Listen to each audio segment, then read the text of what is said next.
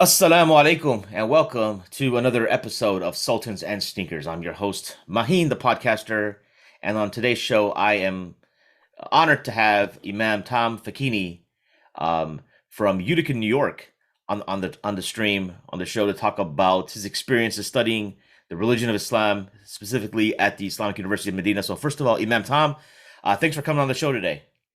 Maheen, thank you so much for having me. Yeah, it's been a pleasure. Something I think some of your people in your community had reached out to me a couple months ago, and I was just trying to think of some ideas of what to talk to you about, right? And it seems like you guys are doing a lot of great work there, but I really wanted to focus in on a topic that I haven't explored, and I think it's something that's still very relevant that I think has lost relevance for us in our generation. When I was more or less coming up as far as like getting interested in religion in my mid 20s, which was in the 2000s, there was an emphasis on studying Islam, Mm. like studying Arabic and then going through books and like learning those books and then repeating those books. You know what I mean? Mhm. And I feel like I just don't see that vibe anymore. I think people in this like TikTok, Yeah. YouTube shorts culture can't can't handle it. It's just too much. So I just wanted to understand your story there. What year did you become Muslim? I became Muslim in 2010. And 2010. when I Okay. say that, it's crazy because it's like most people have been, practicing Muslims longer than I've been a Muslim, period, or alive longer than I've been a Muslim, period. Right. Um, but yeah, and when I say the year, it seems like just yesterday. But all the experiences I've been through since then, like it feels like a long time. So yeah, 2010, I officially converted, and it's not like a moment. Like some people think that conversion is Yeah. just like Yep. one moment and I see the light and take the shahada. It was a process. I was coming along. I was interested. I was doing some research and stuff Right. like that. hmm But officially took my shahada in 2010. these people. I've heard people say that some people can accomplish in a year what others will not do in 15, 20 years because Mm. of the way they live their lives. Right. I'm trying to think. 2010. I was a year in a marriage, and I was in Chicago for about a couple of years now. And I remember I just moved to the city. We got an apartment and a nice condo in the Hyde Park neighborhood. So, which is funny because I just drove by there yesterday, showed my kids who weren't born then, Mhm. what it was like. But yeah, it just seems like 12 years, but a lot of change for you in that time frame. What part of the country are you from? Upstate New York No, originally? not originally. No, I'm Okay. originally from southern New Jersey, right across Philadelphia. So I'm from like the Philadelphia greater Okay. metro region. Went to school, did my undergrad up in Poughkeepsie, New York. So that was my first experience living upstate. Okay. And then had a second stint living up like closer to the Utica area where I'm based now. I got you. Okay.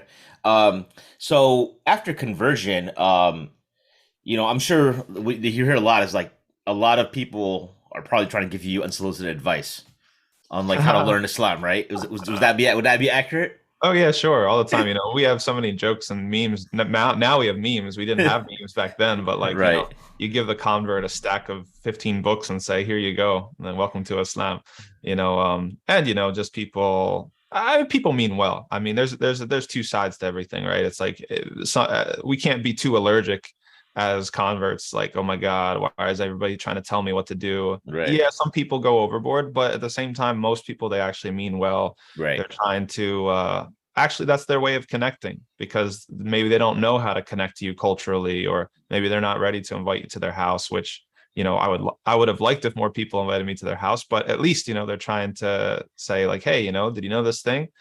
So yeah, there was a lot of that. There was a So lot of so so you got a pile of books, but then how did you navigate? Did you actually go through and start reading this pile of books, or were there classes in your community, or how did you? What was your first start as far as trying to get up to speed, so to speak? Yeah, no, that's a good question. So, I mean, when I accepted Islam, I was in the final year of my undergrad. Okay, and so I graduated soon after, and I came back to live with my parents. And so I was just kind of looking at what was the local Muslim community around me, and the closest community around me was in Cherry Hill, New Jersey. The GCLEA, they're still kicking. They still do great work. Imam John Starling is there, and he was also a convert. and he was a grad of the Islamic University of Medina. So I lived there with my parents for about 2 years. I was working in restaurants at the time. Sometimes, I reference my restaurant experience in different videos. Hmm. That was that time of my life. Um, and he had a big influence on me and everything that he was doing. So all the classes that he sort of had, I just kind of tried to take advantage of what I could.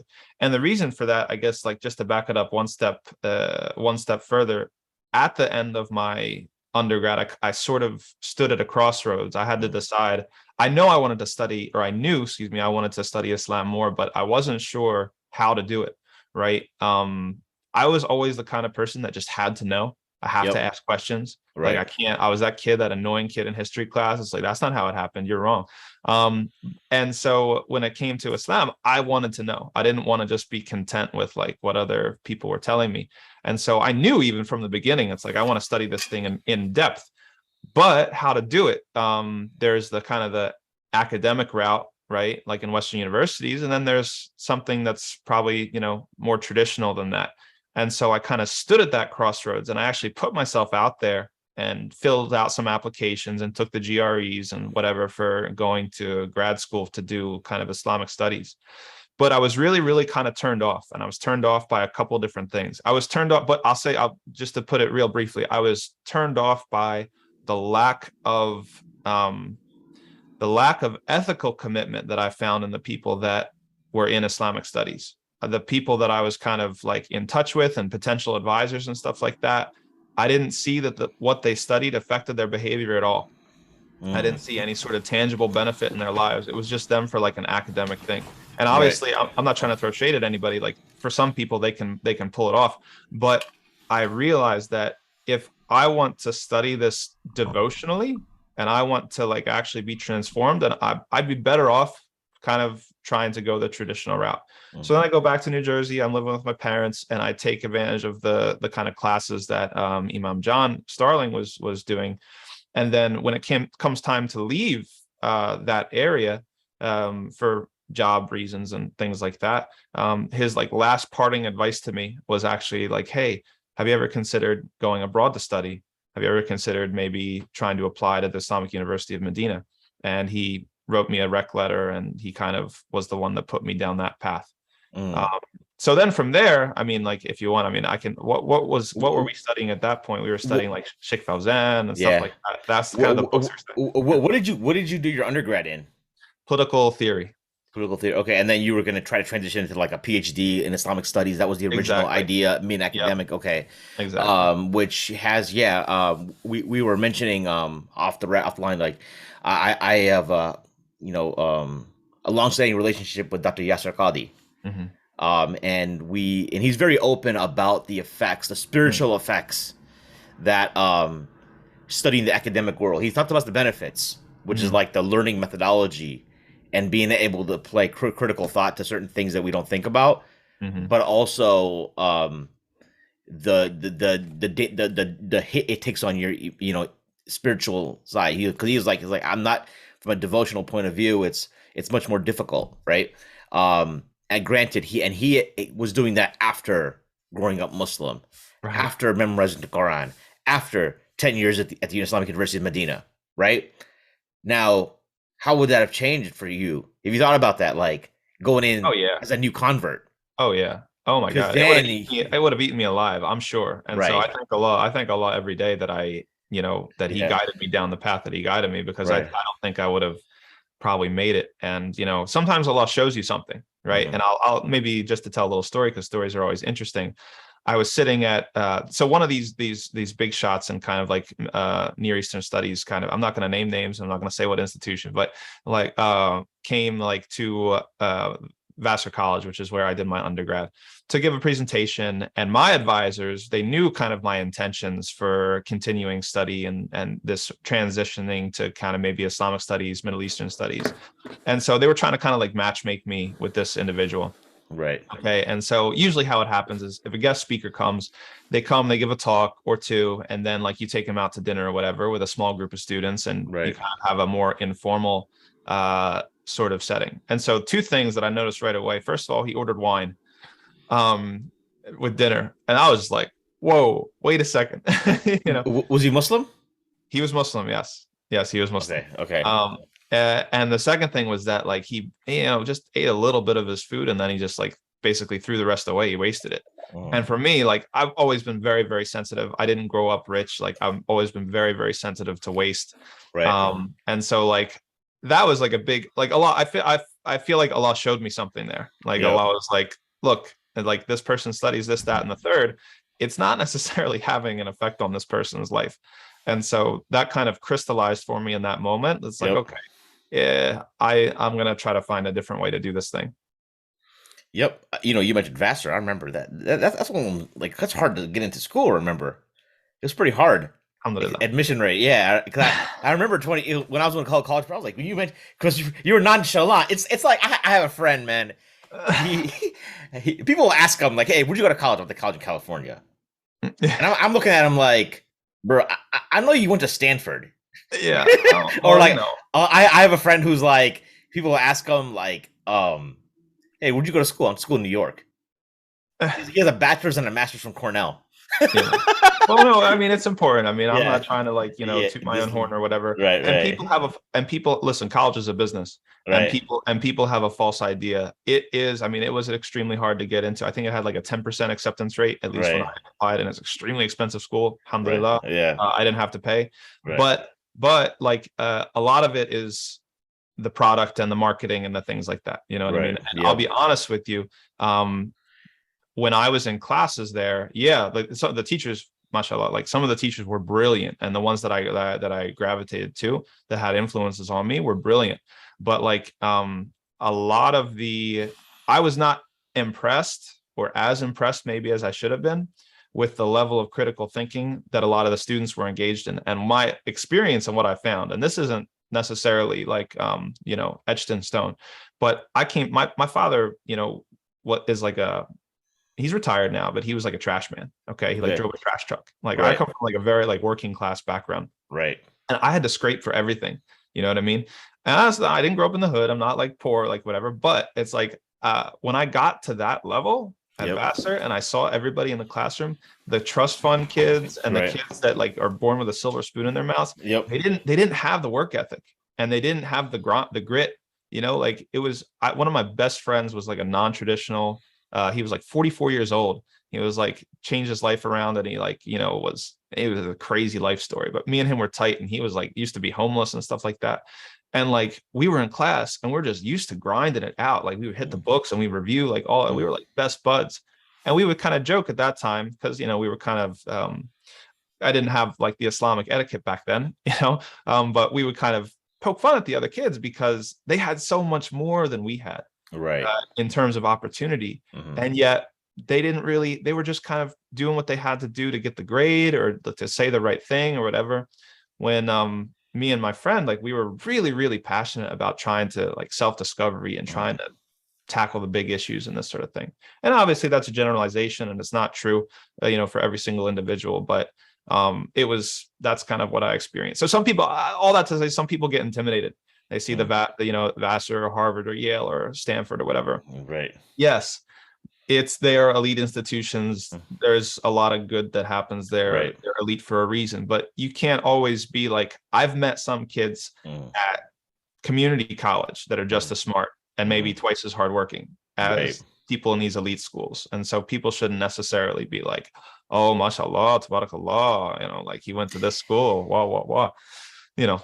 Yeah, But I think the corporate world is the great because I've worked in corporate America for 13 mm, years, and I think you run into people who are from like more elite institutions, but at the end of the day, the corporate world is very much like about results. right. So Yes. it kind of does feed out like, yes, your degree will get you in the door, your degree might get you a position, but it won't sustain you Yep. if you can't hold it. Real quick, so people talk about a lot of like, and I don't have a liberal arts degree. I have like an Mm, engineering degree. People talk about like the liberalization, about the indoctrination in colleges and higher education these days. uh, Is that something that you um would say is true back when you got out in 2010, as far as the kind of I would say most professors, I'm still in contact with some of my liberal arts professors on Facebook, and they're Mm. pretty left leaning. Yeah. Um, and I meet some conservative professors here and there, but in general, would you say that there was indoctrination? Because people now they say it's like a brainwashing factory. Do you think Uh-huh. that's a little excessive of a label, or do you think there's some validity to that? I mean, I would say that if we're going to point fingers to the brainwashing of institutions, I Yeah, wouldn't even necessarily point to the professors as much as yeah, I was point to the admin, to the administration and HR and these sorts of things. And that's not to say that, I'll just say that, institutions are complex. And I think we're going to come back around to this when we talk to the Islamic University of Medina. yeah, Institutions are not just one thing, right? right. So, for example, I was in political theory Mhm. and specifically studying colonialism and post-colonial theory. And so that was like its own thing. Like we were critiquing liberalism, we were critiquing progressivism. Like it was sort of understood. If you were at Vassar College, and Vassar College is an extremely liberal progressive college, like I think it was protested by Westboro Baptist Church, even back then. I think it was, if I'm not mistaken, it was one of, if not the first higher learning institution to have gender neutral bathrooms. Like my dad, Yeah, who's like covered in tattoos, like working class guy, yeah, goes into a gender neutral bathroom.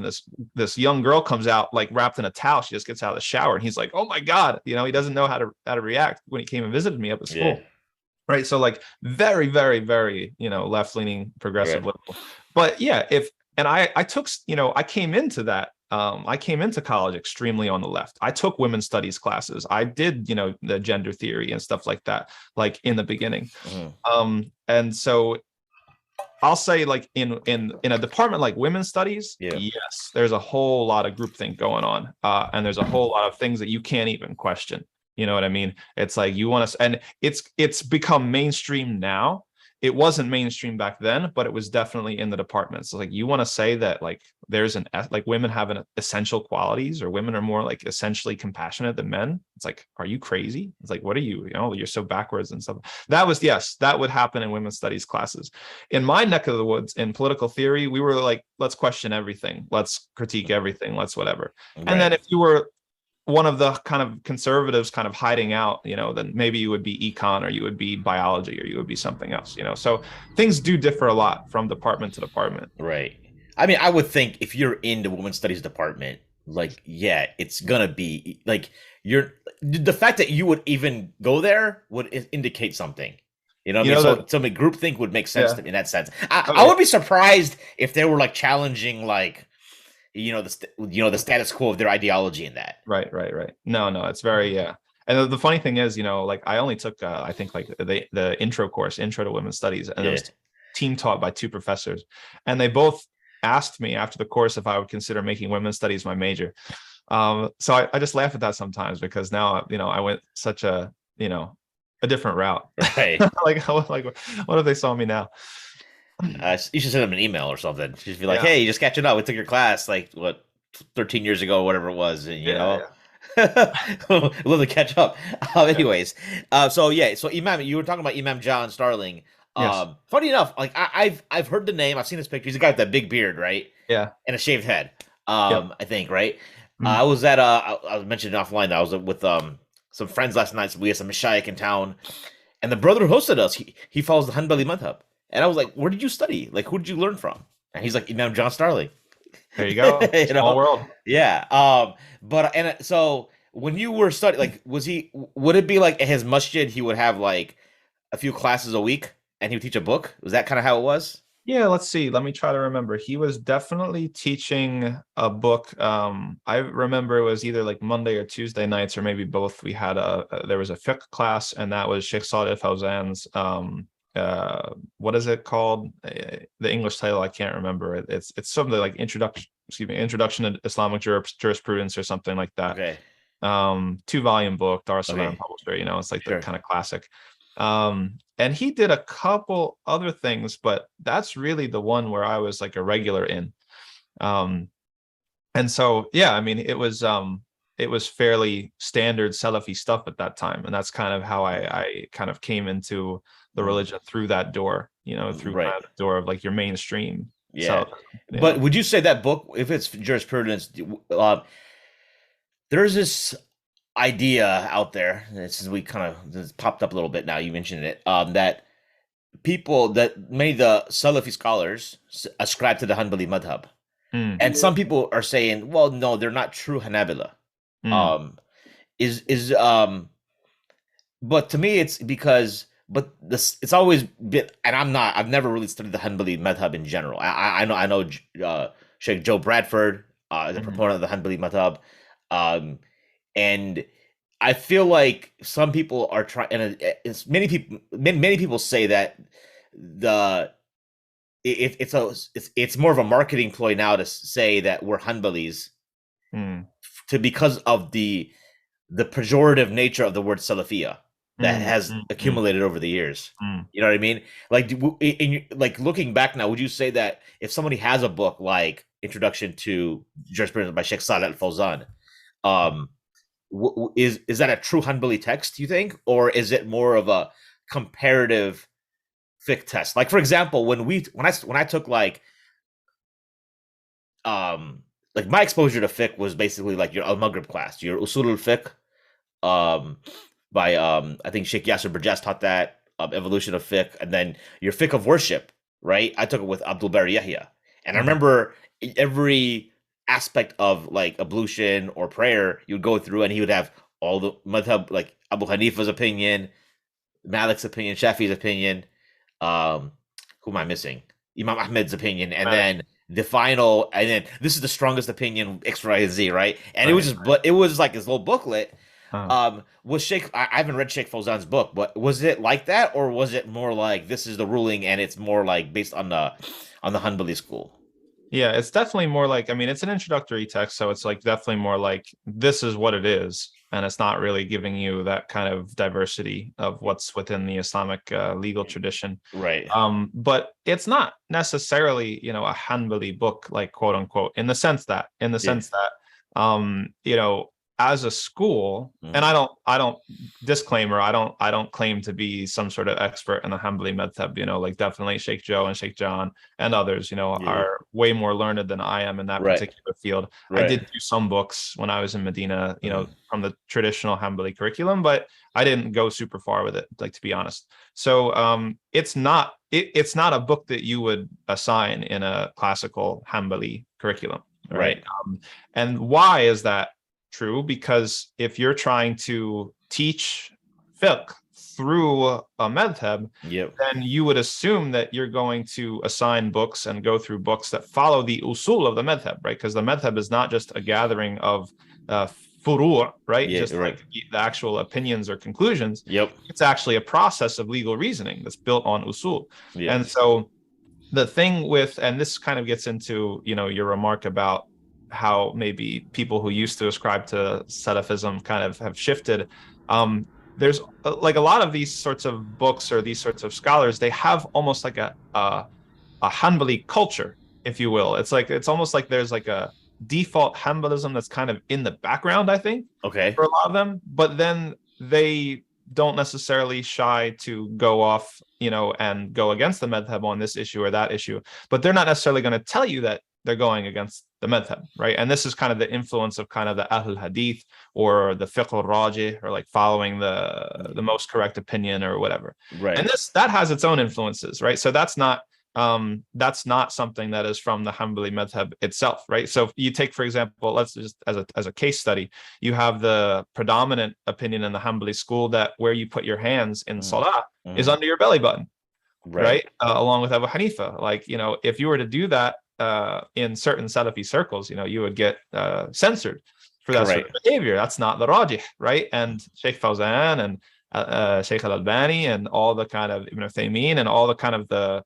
what are we going to say, like the heads of kind of the current or contemporary or modern Salafi movement, Mm. um, they don't follow the original quote unquote or classical Hanbali position. They have a different sort of thing. So there's a different sort of method at play. There are different sort of usul that are being Right. followed, right? So it's kind of like I don't know how well that answers your Yeah, question, but no, it does in the sense that like I think essentially it validates the, because people would say, I don't remember, one of the stories that I have that kind of got me thinking about madahib when I was younger, just like 2006 or 2007.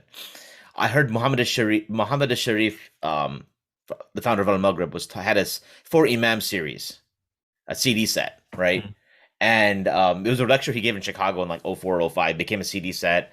I don't know if you remember like Ilm Quest and Iman Rush. These are like the old audio publishing houses, like from the mid 2000s. Bro, I wasn't even a Muslim then, so Yeah, yeah. So they like died off by then, right? yeah. By the time to like 2010 hit around, it's on YouTube. But he was talking about Imam Ahmed used to have like the hands below the navel, and I remember I would meet some. I had this Hanafi friend who was studying at the madrasa in Chicago, and he was just like, "Yeah, look at Sheikh Sudais," and I was like, "Yeah, you got a point."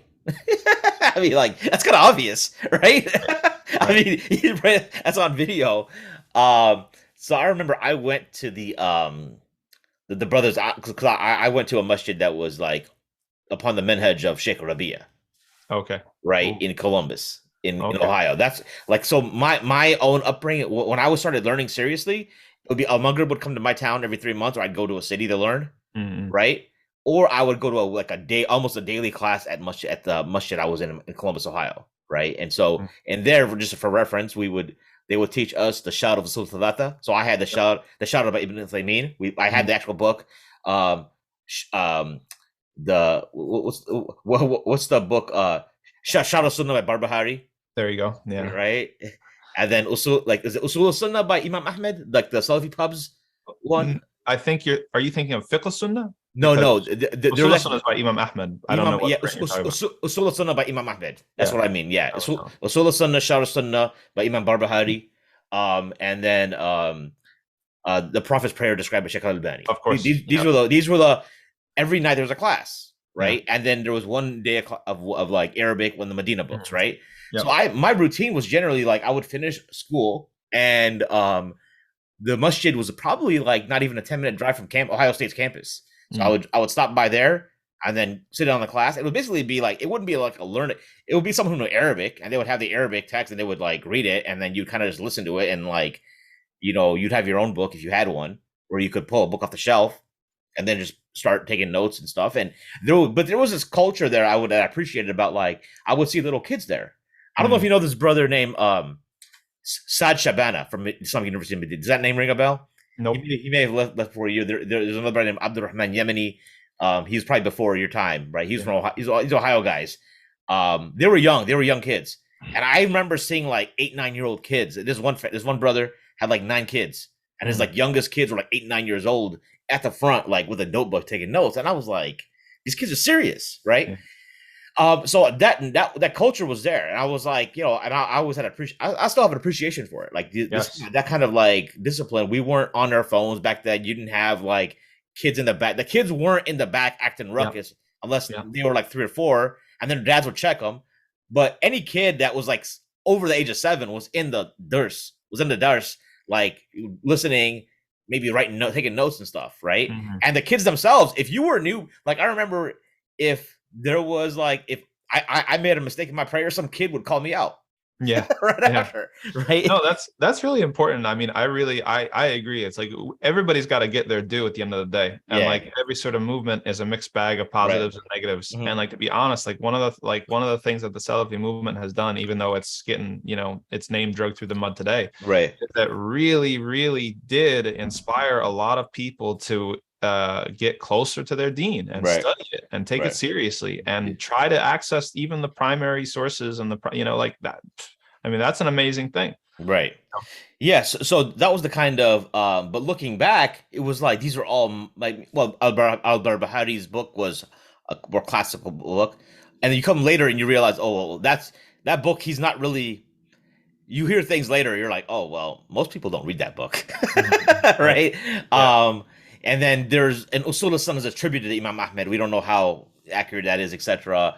And then the other ones are more modern scholars and stuff. So, yeah, so I guess, but clearly the Al-Albani book was Yes. not a Hanbali book, right? I went through that book several times Yeah. when I was a Muslim. Yeah. Now the thing of it is, I remember the story now. So I remember I heard Muhammad Sharif say that about the Hanbalis praying with their hands below the navels, right? And I was like, I saw Sheikh Shudais. And so I mentioned to one of these brothers, who were my age, I was like, you know what, I came across this thing that Imam Ahmed used to pray with his hands below the navels. And the response was, Astaghfirullah, Imam Ahmed was upon the Sunnah. Right? And at that moment, I was just like, and I had learned through Al Maghrib that what the what the pillars of Salah were versus what the Sunnah, etc. Right? And I was like, that doesn't even break your prayer where you pray your hands. And in my head, I'm thinking this, and I'm like, and I kind of like said about like, well, doesn't it's not a pillar. Well, why is it a big deal? Like Yeah. it's not gonna break your Right. why you getting so upset about it, right? And when I said that, it's like it like something short circuited in his brain.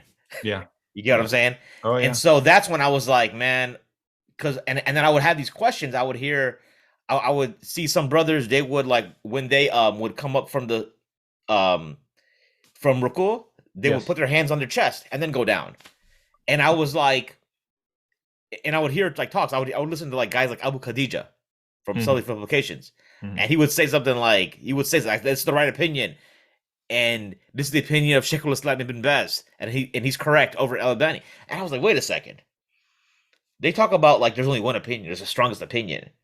And so I went to the Imam of the Masjid, and I was like, what do you think about this? And he was giving me something like, well, I was like, what do you think? Abu Khadija says first of all, he says Ibn Baz is Sheikhul Islam. Is that true? And he was like, I don't agree with him on that. This is too much, right? And then he would say something like on this thing, but I wasn't getting his explanations clear, right? On like, okay, you guys are talking about the strongest opinions, but even amongst with the understanding like, oh, these contemporary scholars now have the access to the whole compendium of Right. jurisprudence and can look at it like a high level view. Right. And Right. Abu Hanif, Mm. these scholars in the past that have it, okay, you have two mashayikh who both passed away in 1999 Mhm. who differ on this issue on jurisprudence. Mhm. So like why? Yep. You know what I'm saying? And that's what I was like, all right, man, this and I heard Imam Zayd Shakir around the same time say something like, listen, with all due respect to Sheikh Al-Albani, Sheikh Al-Albani, but would I follow Sheikh Al-Albani or would I follow Shafi'i school, for example, with its 1,000 years of legal tradition? Right. Right. And then I was like, all right, yeah, that makes much more like because that was like the kind of like you took the veil was lifted in that sense. This experience, and I think that's what people are getting at now. They're like when they Yep. see Salafis, and how they approach law, Mhm. and then but then when you ask them, they're, oh, we're Hanbali. I'm like, and we're like, and they become really suspect of it because they're like, it's not truly. If you really look in the books, they feel like it's not really truly there. You get what I'm Yes. saying? And I Yeah. think that's where it is. And so when I asked my friend last night, because my friend last night who said he's a Hanbali, Mhm. he is someone you would call like a traditionalist, like a Sufi. Right. And I was Okay. like, who did you study like when he said Sheikh John Starling, and I do know Sheikh John is a Medina grad, right? Yes. Okay, so I think I didn't recall that part. So like, okay, so like, where did you?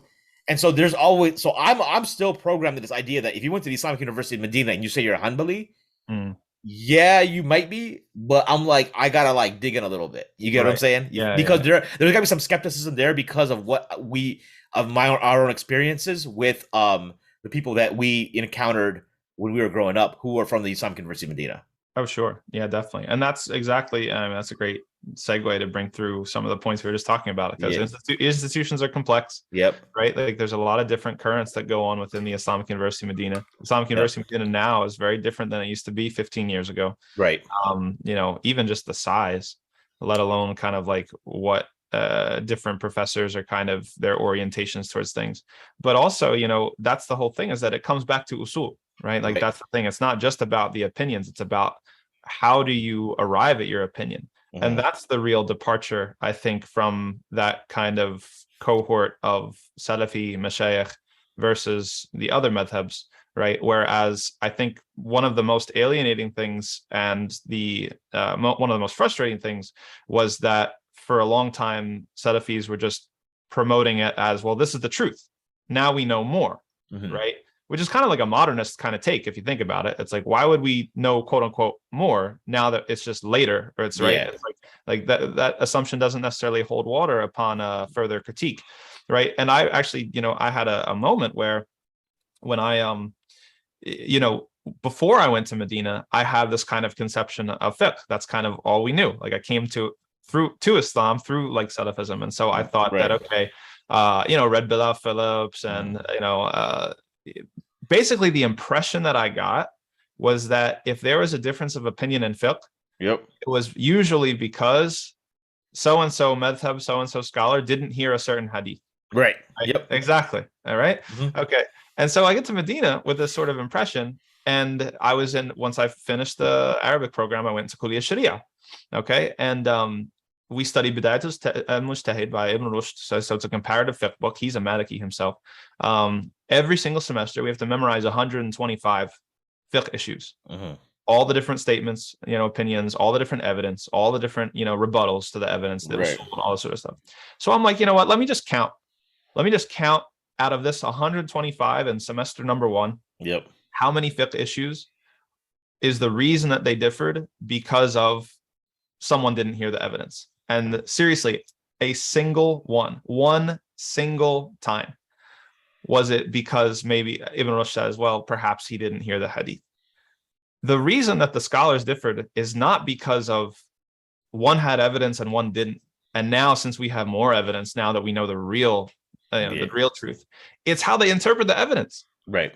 It's different usul. It's different ways of interpreting the evidence. If you go to even the issue of, how much of your head should you cover, right? It's all of that when you're doing wudu, right? How much of the head should you wipe? Okay. Right. It comes down to the interpretation of a single letter in Arabic, the letter ba. Like, because the letter ba is part of the hadith of the Prophet ﷺ, right? And it was part of the ayah in the Quran. And so what's the definition? Yep. Does it mean all of it? Does it mean most of it? Does it mean some of it? Right? And you have all 4 madhabs going with Quran and Sunnah and Lugha and all these, they're all using the same evidence. Right. No one's using different evidence. No one came out with a hadith like, oh, let me pull this hadith way out of here that nobody else saw before. No, they're actually making istidlal from the same exact evidence. And they differ in how to understand that evidence or how to prioritize between the different types of evidence. Right. And so that's the big thing, when it comes to the Salafi movement and Salafi fiqh. There's different usul. But the danger, I don't want to say danger, I'm not like an alarmist like that, but it's like, let's say that one of the frustrating things is that within the Salafi movement and Salafi fiqh, nobody has an awareness of what their usul actually are, and nobody talks about it. Right. And so it's kind of like this hidden sort of thing that's in the background that's determining how you come to fiqh conclusions or other conclusions about the deen. Right. Like you're saying, like if where I put my hands to act like that's a fard in the salah. Yeah. It's like, where's this coming from? Right. Or like, so there's this kind of issue of proportionality, like leveling everything to like one level, like it's all just like sunnah or bid'ah. Everything is sunnah or bid'ah. It's like, that's not really a fiqh's understanding, right? So, and then also like tarjih, right? Like this issue of like, well, we have to just take one, right? Tarjih is like, instead of trying to make jama and instead of trying to reconcile between multiple conflicting opinions, well, this is the right one, right? Or tanawwur. Even sometimes in fiqh, you have, when it comes to ibadah, you have tanawwur. You have it's narrated this way, and that's an authentic narration, and it's narrated this way, and so both of them are okay. And in fact, maybe even there's a sunnah in alternating between the two, so that you catch more of the sunnah, right? And so this attitude of, well, there can only be one right opinion, and there can only be one way, and so we have to make tarjih and say that this one is stronger, that one's weaker, get rid of it. This one's stronger, that one's weaker, get rid of it. These are not usul that you find in, the Hanbali madhab, or you find in any madhab that I'm aware of, right? But are there are there more contemporary jurists that formulated their own usul? Because like one of the books, there's like Fiqh Sunnah by Sayyid Sabiq, right? Yeah. Did they come up with their own like principles? Because that was one of the strong, what you just laid out there was one of the strongest like things in my head when I decided to follow a madhab. And because I was like, once I realized that they all had all the evidences, but it's the way, and I'm like, you can't cross contaminate usul because it becomes a hodgepodge, and it's a Yeah. mess, Yeah. right? And then like, but is there another a separate now? If you're saying though that there's a separate usul Mhm. that maybe Salafi scholars have to take to but it's just not clear whether it's clear or not is irrelevant to me. I think if Mhm. the ulama have their usul and it's Yes. systematic and they follow it systematically and principally and they this is how they get their strongest opinions things from. I don't Yes. necessarily know if I have a problem with that. Right. But do you think that exists or is it like is it kind of came out of the other arguments can be made out of like, okay, well, why are we following some more modern thing? That's a Right. side point. But I'm like, from a rational, because I'm an engineer, right? So my engineer's brain's like, what's your process flow? Right. Right. Schematic. Like yeah, exactly, right? If you're a scholar of the contemporary times and you have a system, an usul for it, because some people will say, well, following there's I've heard people say, well, following this the easiest, we'll be on easy on people, right? So we'll Right. follow what's easiest for them in this context. I mean, I guess that is a usul, but it's kind of like it seems like a little weak because that could Right. change from time to Right. time, Yes. right? Um, do you think there is do you think there's a principled usul that they follow, or is it kind of it's more like they might take a more of a hadith based approach to it, like if a scholar, like for example, if Abu Hanifa uses like qiyas Yes. over a like ahad hadith, Yes. because he knows the Ahad Hadith. The Salafis would just say, "We follow the Ahad Hadith over Qiyas." Right. Well, It's, that's the it's whole thing, right? And that's right, the kind of and these are not actually like completely formulated thoughts that I have. Like this is something yeah, I'm thinking through right now as you're right, asking me it. But right, it seems to me that there's this kind of tricky thing going on where there's the first question is there a space without usul? Okay. yep, And I would say my hot take is no, there's not. Like you have usul whether you know it or not. yep, Okay, right.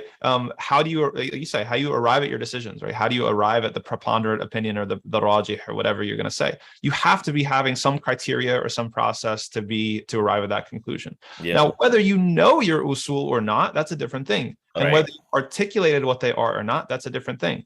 I was told, we had this rivalry when we were in Medina between like Kulliyat al-Hadith and Kulliyat al-Sharia, mhm, right? So because I was in Sharia and, at that point, the flavor of Sharia was very much like the madhabs and like the traditional kind of curriculums and stuff like that. mhm. And the Kulliyah of Sharia, the Kulliyah of Hadith was like, you guys are contaminating the religion.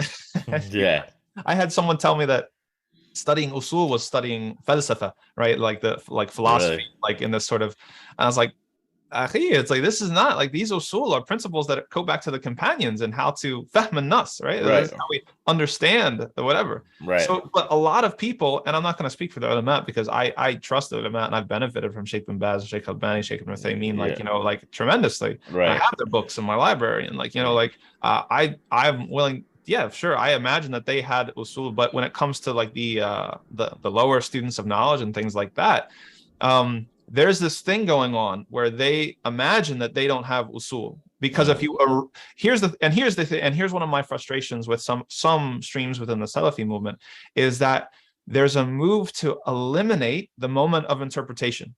They act like there's not a moment of interpretation going on.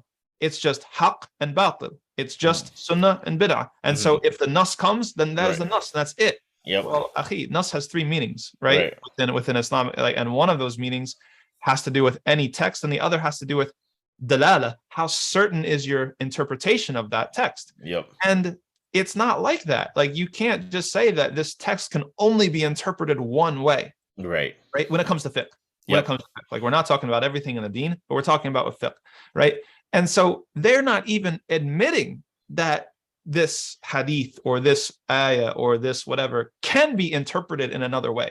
mhm, So then how can you even begin to talk about like our different methods of interpretation and our different principles of interpretation that would make us arrive to two separate but maybe still legitimate conclusions, right? So there's a lot of stuff that goes on like that. Like I said, and this maybe gets to a question you had there. By the time I was there, in Kuliya Sharia, it was pretty much understood that that's how madhabs worked and mhm, usul and all this sort of stuff. And so people were they understood that and they were down with that. Cool. But Kulliyat al-Hadith was very different. Like they very much, and I had a couple courses where, you know, like overlap with some guys, and some guys would be really like, you know, you guys, they would make fun of us. They would say that Kulliyat Sharia is Kulliyat al-Fusaq, right?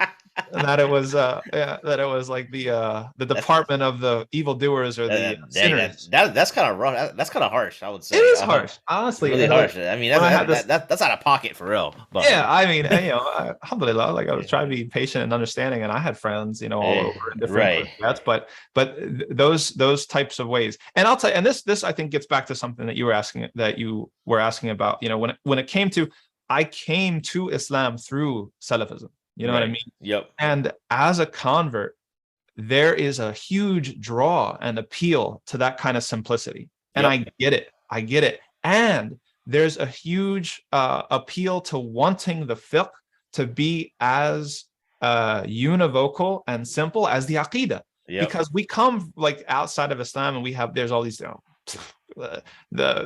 you have God the Father, God the Son, God the Holy Spirit, and they're three persons, and there's these fancy diagrams to explain like how this makes sense when it really doesn't. And then Islam comes with Tawheed, just Allah.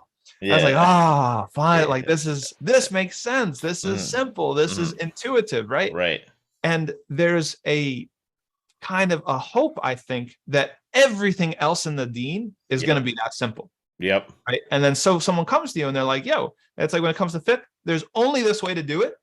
If you're doing it another way, that's not the real deen. That's somebody else's hawa or somebody else's interpretation or whatever. Yeah. It's very appealing. But, you know, when you study and you learn, you know, and you gain experience, you realize that it's not that simple. And it doesn't have to be that simple for us to be united and still have a united, simple, intuitive creed.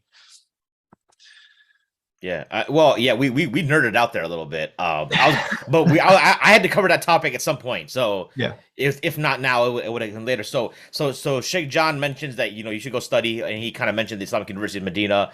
And this is, you're probably as an undergrad, I assume you're like 21, 22. Yeah. Years old if you're based on your timeline. Yeah. And then, but you Did you just apply right away, or was it a quick process where you started applying or looking into it, or were you like, all right, I got to go do something else for a little bit, or what happened in the meantime? You know, it was one of those processes where it was like you apply and you just move on with your life because you don't know what happened to those papers. You don't know if anything arrived or got through, or when they're going to decide, or if you know, admissions are open. Like you had no idea. Right. So John, my parting, because I was moving for work. Basically, I was living with my parents. I was married already at the time. You know, we had a young son, and we were like, okay, it's like really appreciated all the support my parents gave us, but like wanted to move out on our own. Okay, and so that required, and I also, you know, like I said, I was working in restaurants. Not the best environment for a practicing Muslim, and I was becoming more and more practicing, and so I'd get hit on by women, and like, you know, there's like alcohol in the restaurants and stuff like that. So I knew I was like, I knew it was just a matter of time until I made a career shift and I changed. And so alhamdulillah, I was able to do that fairly painlessly. And so on my way out of town, as I said, basically, we were going to move to upstate New York. That was the first time I was in this area, in the Utica area. I started working on farms, actually. I became a farmhand for a couple of years. But I applied to the university then.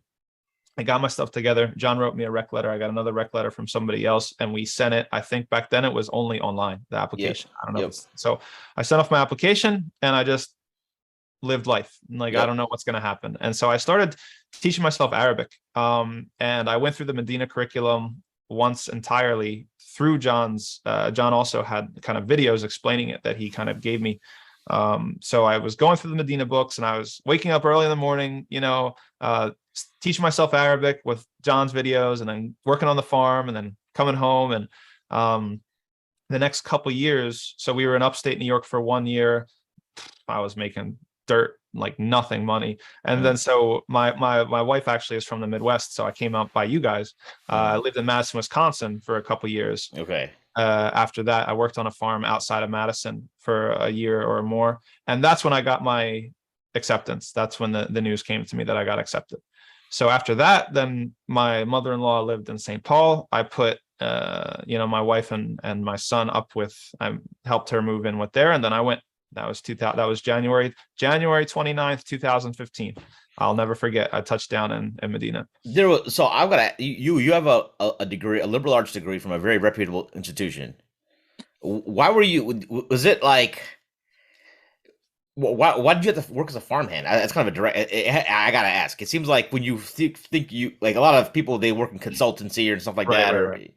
can you explain? I hope I Yes. didn't intrude, but like Not at all. Not at all. It's a good question. it asked like it popped in my head. I've always two things. So I've always been a very principled person. Yep. Okay. So alhamdulillah, that's just, how Yep. like the hadith of Ashaj Abdul Qais, right? Like Mhm. the Prophet ﷺ praises him for two qualities that he has, al-hilm Right. wal-ana. And Right. then he says, did I do anything or was this Allah? And he basically says, Allah made you that way. And Allah just made me that I can't like violate my principles. Like I'm not gonna go be some sort of schmuck on Wall Street or no offense to the guys on Wall Street that are doing it halal, but I wasn't gonna compromise my principles. And I realized that as a new Muslim, I had some things to figure out first. I wasn't going to put myself on a whole career path and get super invested in something when I might be going abroad to study the religion. I'm really not sure still like how I'm settling into this whole new faith. And so I already had restaurant experience. So that's why like restaurants were an easy, like I'll just go back to working in restaurants. I'll be a waiter. Easy money. And then as I said, as I got more practicing, it became uncomfortable. And so I'm like, I can't do this anymore. I need a change. When I was at Vassar, they had a nonprofit that the college owned called the Poughkeepsie Farm Project. It was basically organic vegetable farm, a CSA. Yep. And they would, so I volunteered there. My wife actually volunteered there too. And the farmers who used to operate that, they eventually moved on and bought a farm in central New York.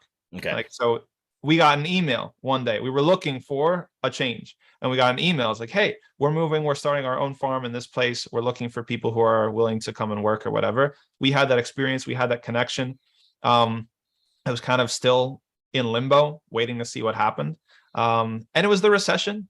That was also part of it too. Like the jobs were difficult. I applied to some jobs. People were telling me, you need to have, I already had a wife and a kid, and they were telling me I needed to have an unpaid internship for a year or two before I could do anything real. Like, Right. all right, whatever, Yeah. So all those sorts of factors together, I was like, let's just, we were living, week by week, so that's kind of, in addition to other things, I mean, like farming is a great thing, and being close to your food is a great thing. And Right. I still really believe that Muslims need to stay close to nature because that's how Allah talks to us in the Quran. He talks to us through nature. He appeals to us through nature. He tries to show us our signs through nature. And so, being out there every day, 10-hour days in the sun, doing things. I'll tell you what, I used to fast Ramadan as a farmer, working 10-hour days in the sun, physical labor. And those were some of the best fasts of my life. They were so because we're afraid because we believe in these things called like calories and seconds and time and stuff like that. Yeah. Allah has the ability to put barakah in things like we were talking about earlier.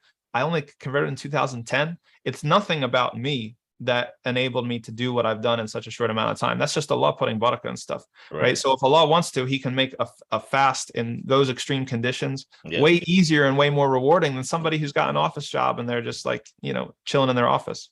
So all those reasons. Right. I hear you. No, I agree with you. I think that, because we get the fasting example, I did Hajj in 2015. MashaAllah. So you said January 2015. So I was, so we were in, so you landed in Medina in January 2015, right? Yep. I don't know if you know my friend Sheikh Osama Sayed. He was yeah. Oh, from Canada. From Canada, yes. Yeah. Oh, he's my sheikh, man. I love that guy. Yeah. So he was in a master's program, I think. Yes. At the time, and then he was kind of like, he wasn't like, so Omar Suleiman was our Hajj group leader, and Sheikh Osama was like kind of he was he'd pull a Medina guy in to help him out. Like before his year before that was Ahmed Bilu and Hasib Noor, right? You know what I mean? But so I remember that. But that year though, going back to the Ramadan, I get major anxiety before Ramadan. Mm. Like I'm like, oh man, how am I gonna my work productivity is gonna suck. I'm gonna be tired. I don't have my coffee, right? And I always take like the last week of the month off with this idea that I'm gonna like be dialed into ibadah, and unless I do itikaf, it's not happening. Yeah, yeah, Right? yeah. I'm just gonna be like sleeping 20 hours a day, right? If I'm, but if I'm itikaf, it's good, right? But that year, I was like, I only had 3 weeks vacation, and I had to use it for Hajj, all of it. Mm. So I had no crutch, and I remember that Ramadan was just like getting in the Taraweeh every night, and I didn't necessarily do 20, but I just felt good. I just felt like the energy was there. It wasn't as bad, like and I felt connection to the Salah Yeah. more so than any other years. I don't know if it was a prep for Hajj, like the idea that okay, this is the Ramadan before Hajj or whatever it was, but it doesn't like jive with the whole 8 hours of sleep and all this stuff, right? Yeah, man, just numbers. I mean, seriously, Yeah, oh my Lord, my best Ramadan was when I was a farmer in Madison, when I was yeah, living in Madison, yeah, because we moved to Madison partly because we wanted to be closer to the Masjid. When I lived in upstate New York, we yeah, lived like 20, 30 minutes from the closest Masjid. And I only got up for Jummah. yeah, So the next year we moved to Madison. We lived in Madison, 2 blocks from yeah, Masjid Sunnah in yeah, Madison, Wisconsin. And then I worked on a farm outside the city in like 15 minutes. So that, man, I was like working 10-hour days, and like it was in the middle of the summer, and in order to get the I don't even know how it happened, like to this day. Like yeah, my wife can like explain better. Like I used yeah, to sleep just like whenever I could. I'd get home from the farm and I'd sleep, and then yeah, like try to eat what I could during the night and yeah, Taraweeh yeah. and Qiyam al-Layl somehow. And that was the best Ramadan I think of my life, like to No, be honest. It's right. sacrifice. The more you it's like anything else. The more you sacrifice for something, the Hmm. better it's going to be. And I believe that, Allah puts barakah in things when you sacrifice for him. Right. So, do you when you did your self-study Arabic, how effective do you think it was? I asked this because many Yeah. people will have this excuse that like, Yes. hey, I just can't learn Arabic. It's not I'm not in immersion. Right. And I have to go live in Mauritania or Morocco or some like Muslim or Arab country to learn Arabic. Yep. And years have gone by, and because they haven't learned Arabic, they've also used it as a block from actually learning anything about religion.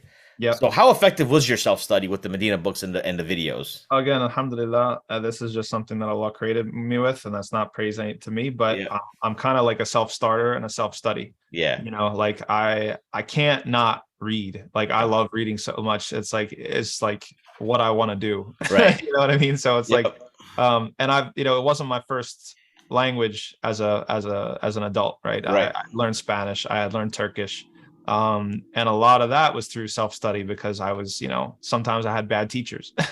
And Right. so like, alhamdulillah, I was able to benefit a lot. If Right. anyone wants my program, this is my program. So I would do 30 to 60 minutes of videos, the Medina books a day. Make sure I do all of the exercises for whatever the video covered. Is that And on YouTube or something, or is that online? I can't remember. I don't see John's thing. He kind of did it to me as a favor Yeah. because he had a video series, and I think it was a paid platform. Okay. And just to help me out, he like gave me access for free. Yeah. I don't think that he has it, but there's other video series that are free online, like LQ Toronto, is the famous one, and there's Okay. others, I'm sure. Okay. And then I had an app called Anki, ANKI, that is almost like a flashcard app. Okay. It's an open source app, and Yep. it's for anything. It's not specific for languages or for Arabic. However, since it's open source, people upload to Anki Yeah.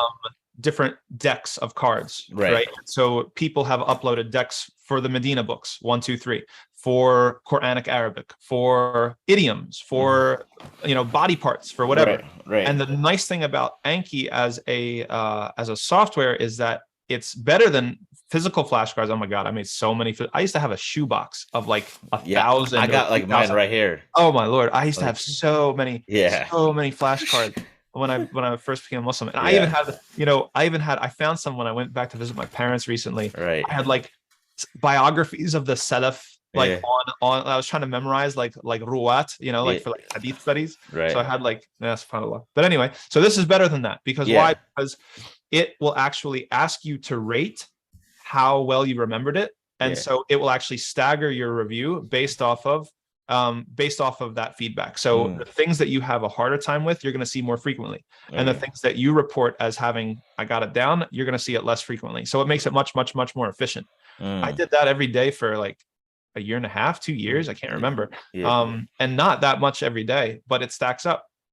So those are my two real big things that I did. And yeah, I mean, by the time I got to Medina, I'm not going to say that I was Sibawayh, but I could read and understand Arabic. Like I couldn't speak. I couldn't sit in a lesson and follow it 100%. Yeah. It took me time for my ear to catch up. Like, so I tested out of the first semester. Yeah, I started in Mustafa Thani in level 2 in the Arabic Mahad. And it took me basically 1 semester for my ear to catch up. Like then, like I was understanding, I could follow stuff on my own.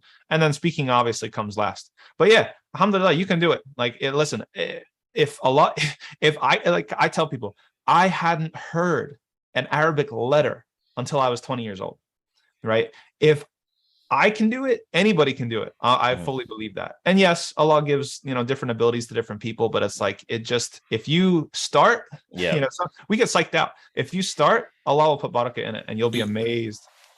From my experience has been with Arabic, I find that you have to find certain, there's different teaching styles, learning methodologies that have to mesh in, right? I found language very dry. I took Spanish in high school. I found language very dry. I mean, I remember my first exposure to Arabic, as far as other than being able to read the Quran, was Noman Ali Khan's Bayin, a 10-day course, right? The dream, before he was traveling, he came to Ohio in 2007. I was like, okay, this makes sense.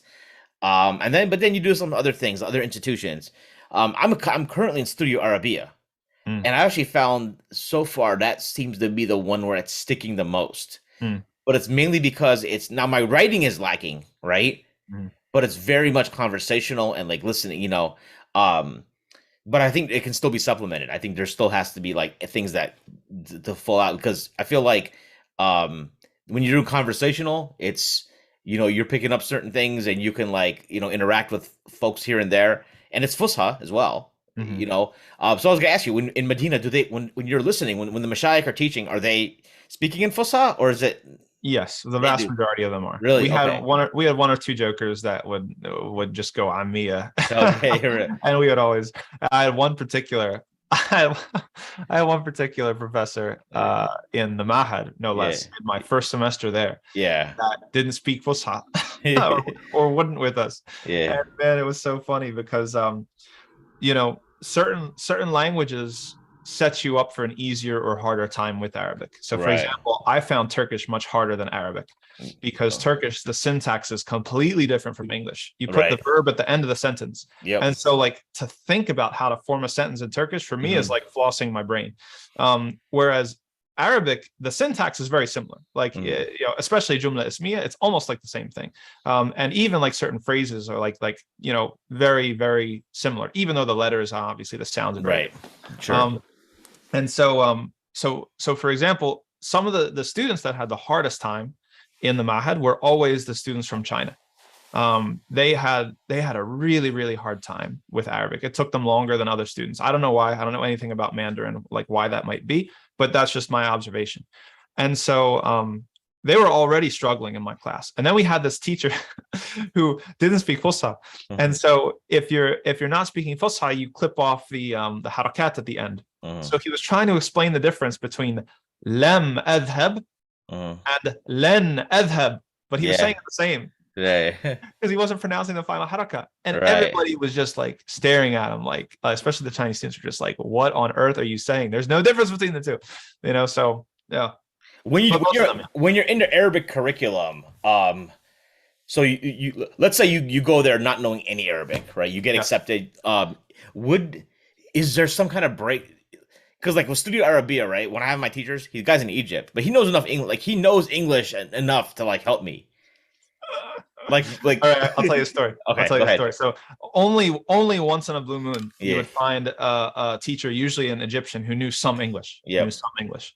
But first of all, it doesn't help because nobody speaks English, even the students, right? It's like we used to be in my class. I had one dude from Britain and one dude from Canada and me. We were the Yeah. only English speakers in the class. Everybody else was like, the diversity is just absolutely staggering. You can't even imagine. Yeah. Like if universities here could pay to get the kind of diversity that they have over there, they would do it.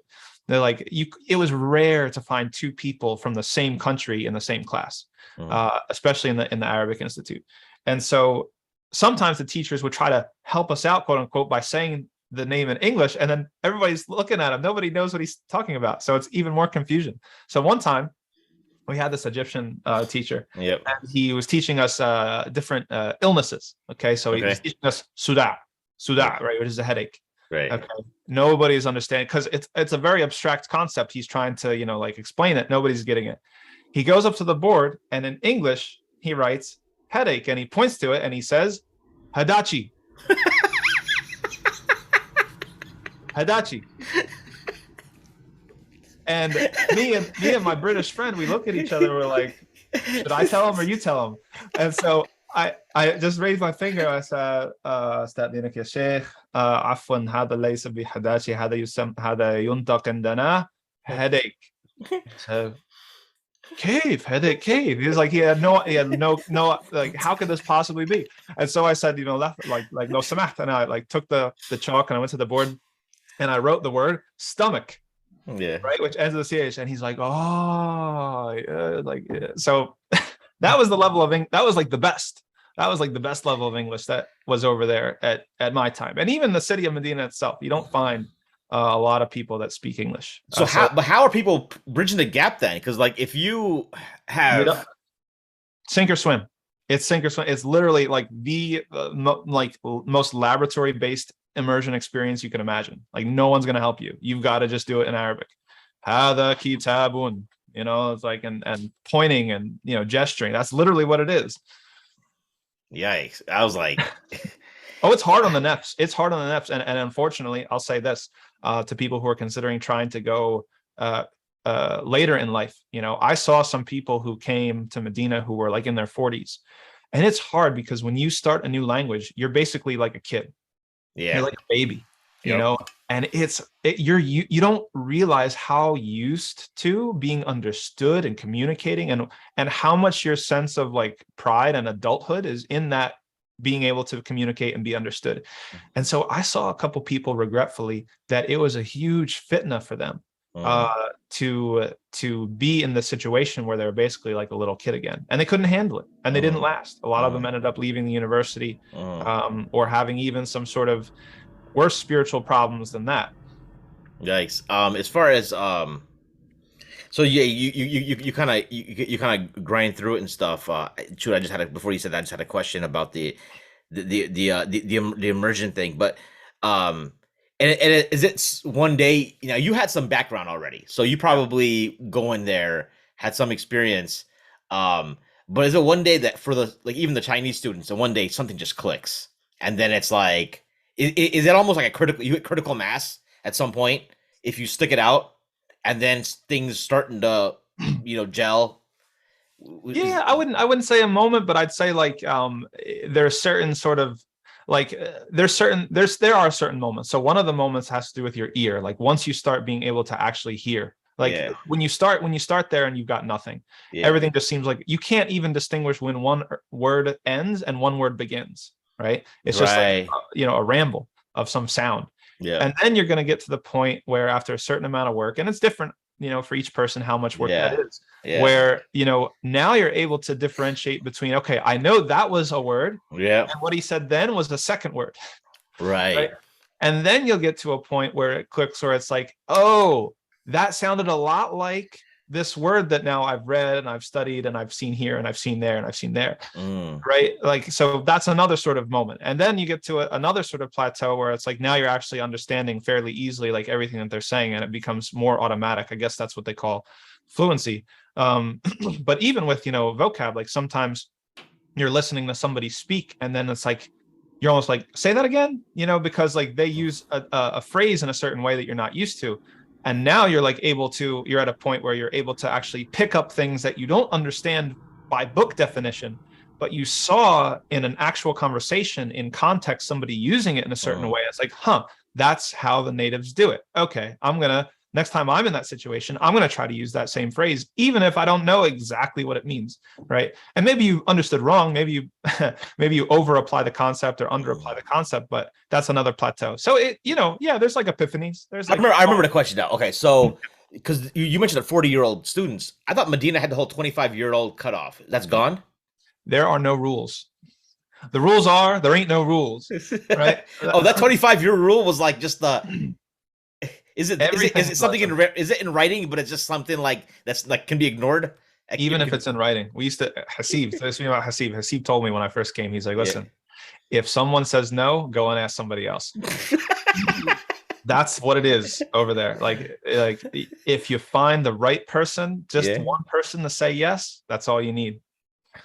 Okay, I gotcha. Yep. Did you find yourself relying on the other English speakers as well? Like if you had like I had a couple things that benefited me, and the answer is no. But there I had a couple sort of situational things that resulted in that. So one of them was that when I got there, in 2015, my group, they didn't have enough space for us in the university, so they owned some dorms off campus, other side of the city, and they put us there.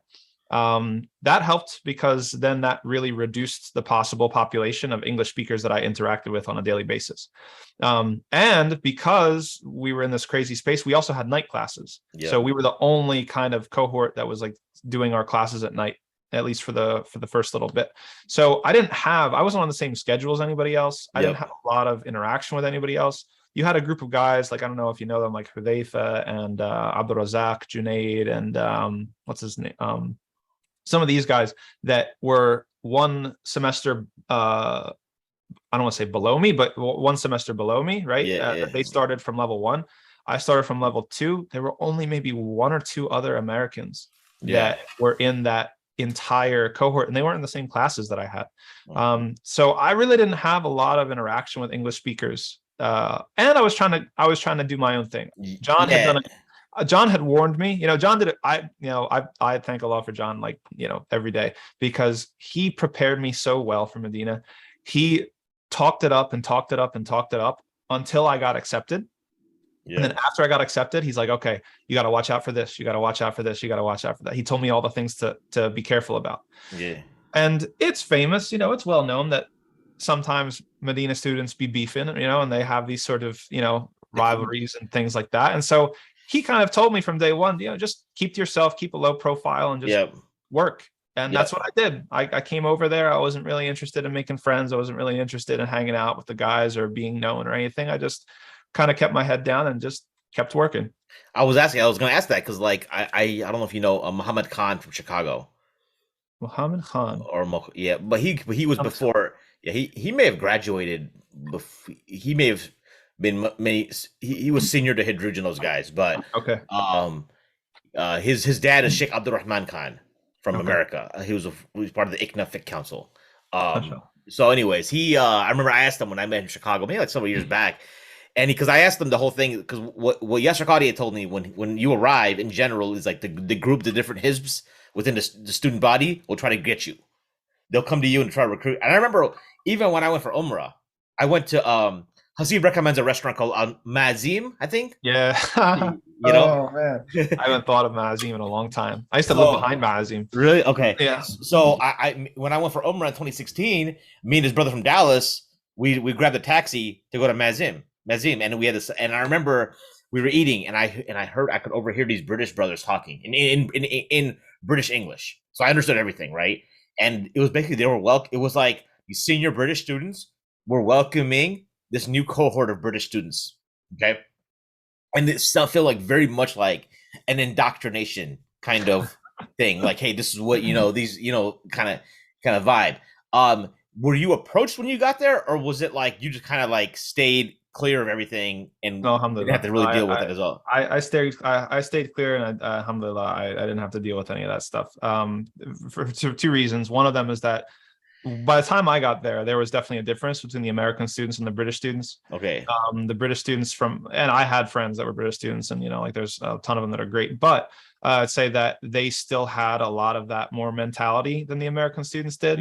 I think it had pretty much loosened its grip. Most American students weren't like that. And then I was just kind of handed over from one individual to one individual. So, Rashid Ahmadi, who is an imam in southern New Jersey, he runs Qadi Institute. Okay. I stayed with him. Basically, John hooked me up with him Yep. because he was still over there doing his teaching. Yep. And I stayed at his house for 2 weeks or Yep. a week or two while I got all my stuff in order. SubhanAllah, man, that brother just like helped me out so much, helped me get registered, helped me get enrolled. And yeah, I just kept a low profile. Okay. I wasn't trying to be seen. Yeah. Okay. So what now? People say it as well that when you're at the Islamic University of Medina, you can't just benefit from just the courses at the university. You have to spend time in the Prophet's Mosque, sallallahu alaihi Yes. wasallam, and benefit from the scholars that are teaching there. Yes, absolutely true. And how do you balance? Because I could see that a lot of if people don't, I've heard of in other institutions, for example, even Azhar, right? People will forget about their university studies and spend all their time at Masjid al Azhar, and then they'll flunk out, Yep. right, or etc. Or you find the private teachers that you gravitate towards, and that's what I really want to be with. Yep. And next thing you know, you're flunking all your classes. Um, how big of an epidemic is that there, and how do you balance that? I'll say this, and this isn't to throw shade at anybody, but most of the time that I found there were people that were like neglecting their university studies in favor of the studies in the haram. Yep. It was because they were poor students, because you don't have any accountability when you're studying at the haram. You show up and you learn, and there's no tests, there's no exams, there's no grades, right? And so and that's not to diminish, like I completely agree, like it is essential. If you're going to be in Medina, you better be doing both. You better be doing, and actually the schedule is perfect because all your university classes are in the morning, you have the afternoon off, you go after Asr to the Masjid, to the haram, and then you do your evening classes there. It's the perfect schedule. They even give you dinner, right? Because they have their sufra there every single night of dates and whatever. But there were some people, it was an attitude, to be honest. In my experience, most people that I found, they had this sort of sour grapes attitude where it was like, if they weren't the best student in the university, then a way to kind of feel okay about that is like, oh, well, the real studies go on in the haram and the university is all just like whatever. And a lot of people, there's so, the nafs is so tricky. Right. And the ego is so tricky because like, you could be doing something that is such an amazing thing, like studying in the Prophet's Masjid. And yet there's rivalry, right? There's pride, there's competing for the attention of the sheikh. There's, all the sort of stuff that goes on. And so, I saw, my observation is that the students that were kind of like flunking out, and yes, they were known, the students that were flunking out of their university studies, it was an attitude thing. Like they didn't take their university studies seriously. And because there was more kind of accountability. I mean, even if we're going to talk about educationally, like even that, there wasn't so much accountability at the university. Like right. you have some, actually that changed a lot while I was there. They started standardizing tests and they started like, standardizing grades and stuff like that. Whereas before, like some people would just try to get an easy professor just to pass the grade. But yeah, I mean, it's like, you gotta shut up and do the work. That's just what it is at the end of the day. But 100%, like, yeah, absolutely essential. You can't have the same expectations for each, right? They're two completely different styles of education. They're two completely different, realms, like if you will. You got the modern style and the pre-modern style. How would you describe, like, can you walk me through like your typical day there? Yeah, sure. I mean, like you wake up Fajr, you pray Fajr in the Masjid, inshallah. You go get breakfast after that. And breakfast was always the same thing. The masjid at the university or the masjid? Whatever masjid is close by. For me, like I said, I was living off campus, so it was just like whatever masjid was close by. Okay. For people on campus, it would be Masjid bin Baz or Masjid Jadid. They have a couple masjids on campus. Right. Then you'd usually go to the the cafeteria to get breakfast, and then by that time it's class time. So you got to hit the university. You're in classes until dhuhr or after dhuhr. So classes start what time? Like 8 in the morning? I can't remember because they changed it. It was either 8 or 7. I want to say that they started it at, I don't know. It flipped from one to the other while I was there, and I can't remember which way it went. Whether it was at 7 and then it started at 8, or was it 8 and then it started at 7. But yeah, 7 or 8 in the morning, and you're going hard until dhuhr. And man, like that is a And, task. but as far as like breakfast goes, what do you is how critical? Like today it's just like people skip breakfast here, intermittent fasting, all this stuff. How critical is it for like what you're eating at breakfast? Is it kind of like is it like a college food court? Okay. For the Describe it. cafeteria, Yeah. you get adis, you get lentils Yeah. and bread and maybe some hard boiled eggs and Yeah. like at least that's what the way maybe it changed, but like Yeah. it was always the same stuff. Mm. You know, lunch maybe they would rotate it out so it'd be a little bit different. I Right. only ate at the cafeteria for the first year and a half, Yeah. but yeah, it was very for me. It was the same exact thing every day. It was some scrambled eggs and some lentils and some Yeah. bread. Yeah. That was it. And that probably does that does the job. Yeah, it does the job. What else Yeah. do you need, really? Right. I mean, Right. Yeah, because something in America, I think what happens is that like we have too many options for food court, and that's the whole freshman 15. Like, is the freshman 15 a thing at Medina?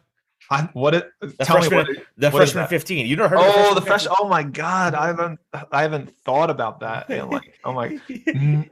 no, there's no freshman 15, but there's like a Tadabalim 20. You know what I Really? mean? It's like because a lot of people.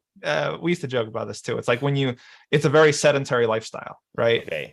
You're sitting, you're studying, you're reviewing, you're memorizing, you're whatever. It's sitting, sitting, sitting. Most people didn't have an exercise routine. We used to get together, play basketball, the American students every Thursday night. I stopped after a while because like people would be like arguing and like cursing at each other. Like, come on, guys. But usually people wouldn't start to take their health seriously until they were trying to get married. And we would joke because we would say it's like someone would get a gym membership and like, oh, who's the lucky girl? I was like, but yeah, I mean, students of knowledge regretfully have a reputation for putting on the pounds, and it's mostly because of the lifestyle. You're sitting around all the time and you're not moving and you're that sort of thing. But not specifically for freshmen. It just over time, yeah. Because I think it's just. But I would imagine if you're doing the walk, like if you were to do the walk from the Jamia to the to Masjid Nabawi, no one's doing that walk, bro. No one's doing that walk. They take the bus. How many miles is it? I used to walk because when I was in my first semester, we were, as I said, in night classes, so there wasn't any sort of transportation. And one of the golden piece of advices I got from Rashid Ahmadi was, first thing you do, get yourself in a Quran halaqah in the Prophet's Masjid. And I followed his advice, and that was the best decision I ever made. But there was, as far as recitation of the Quran or memorization. Yeah. Okay. But also they fix your tajweed, and they do everything that they do. But since I was on the opposite schedule of everybody else, there was no Jamia bus, there was no university bus to take us. And so, after a while I got frustrated with just hanging around. Like, you know what? I'm going to walk. And me and a couple guys just started walking. And it's about a 60-minute walk, like from where we lived. 60? 60, yeah. Yeah. So it's about an hour walk to where we lived, in the neighborhood was called Rabwa, to the Prophet's Masjid. But the amazing thing was that every single day, somebody would come and pick us up and take us there for free on the way to the Prophet's Masjid for Fajr prayer, because we would have to get there by Fajr to pray Fajr in the Prophet's Masjid so that we could do our Quran directly after. Right. Now I had to walk back, so I made the hour walk back every day, because no one's going to take you back for free. But people would take us there for the barakah, for the ajr. Right. So that gets you 10,000, 15,000 steps right there. Yeah, probably most students aren't living like that. I think that's and as far as the food wise, is it like it's not like you're going hungry. Like I have a friend, if you ever come to Chicago, named Umer Hasib, you should meet him. He's a graduate of Cairo. Oh, mashallah. He tells a story about how when he left Chicago when he was 160 pounds. When he got back to visit his parents, he was like 115, and his mom cried. Oh, subhanallah. You know what I'm saying?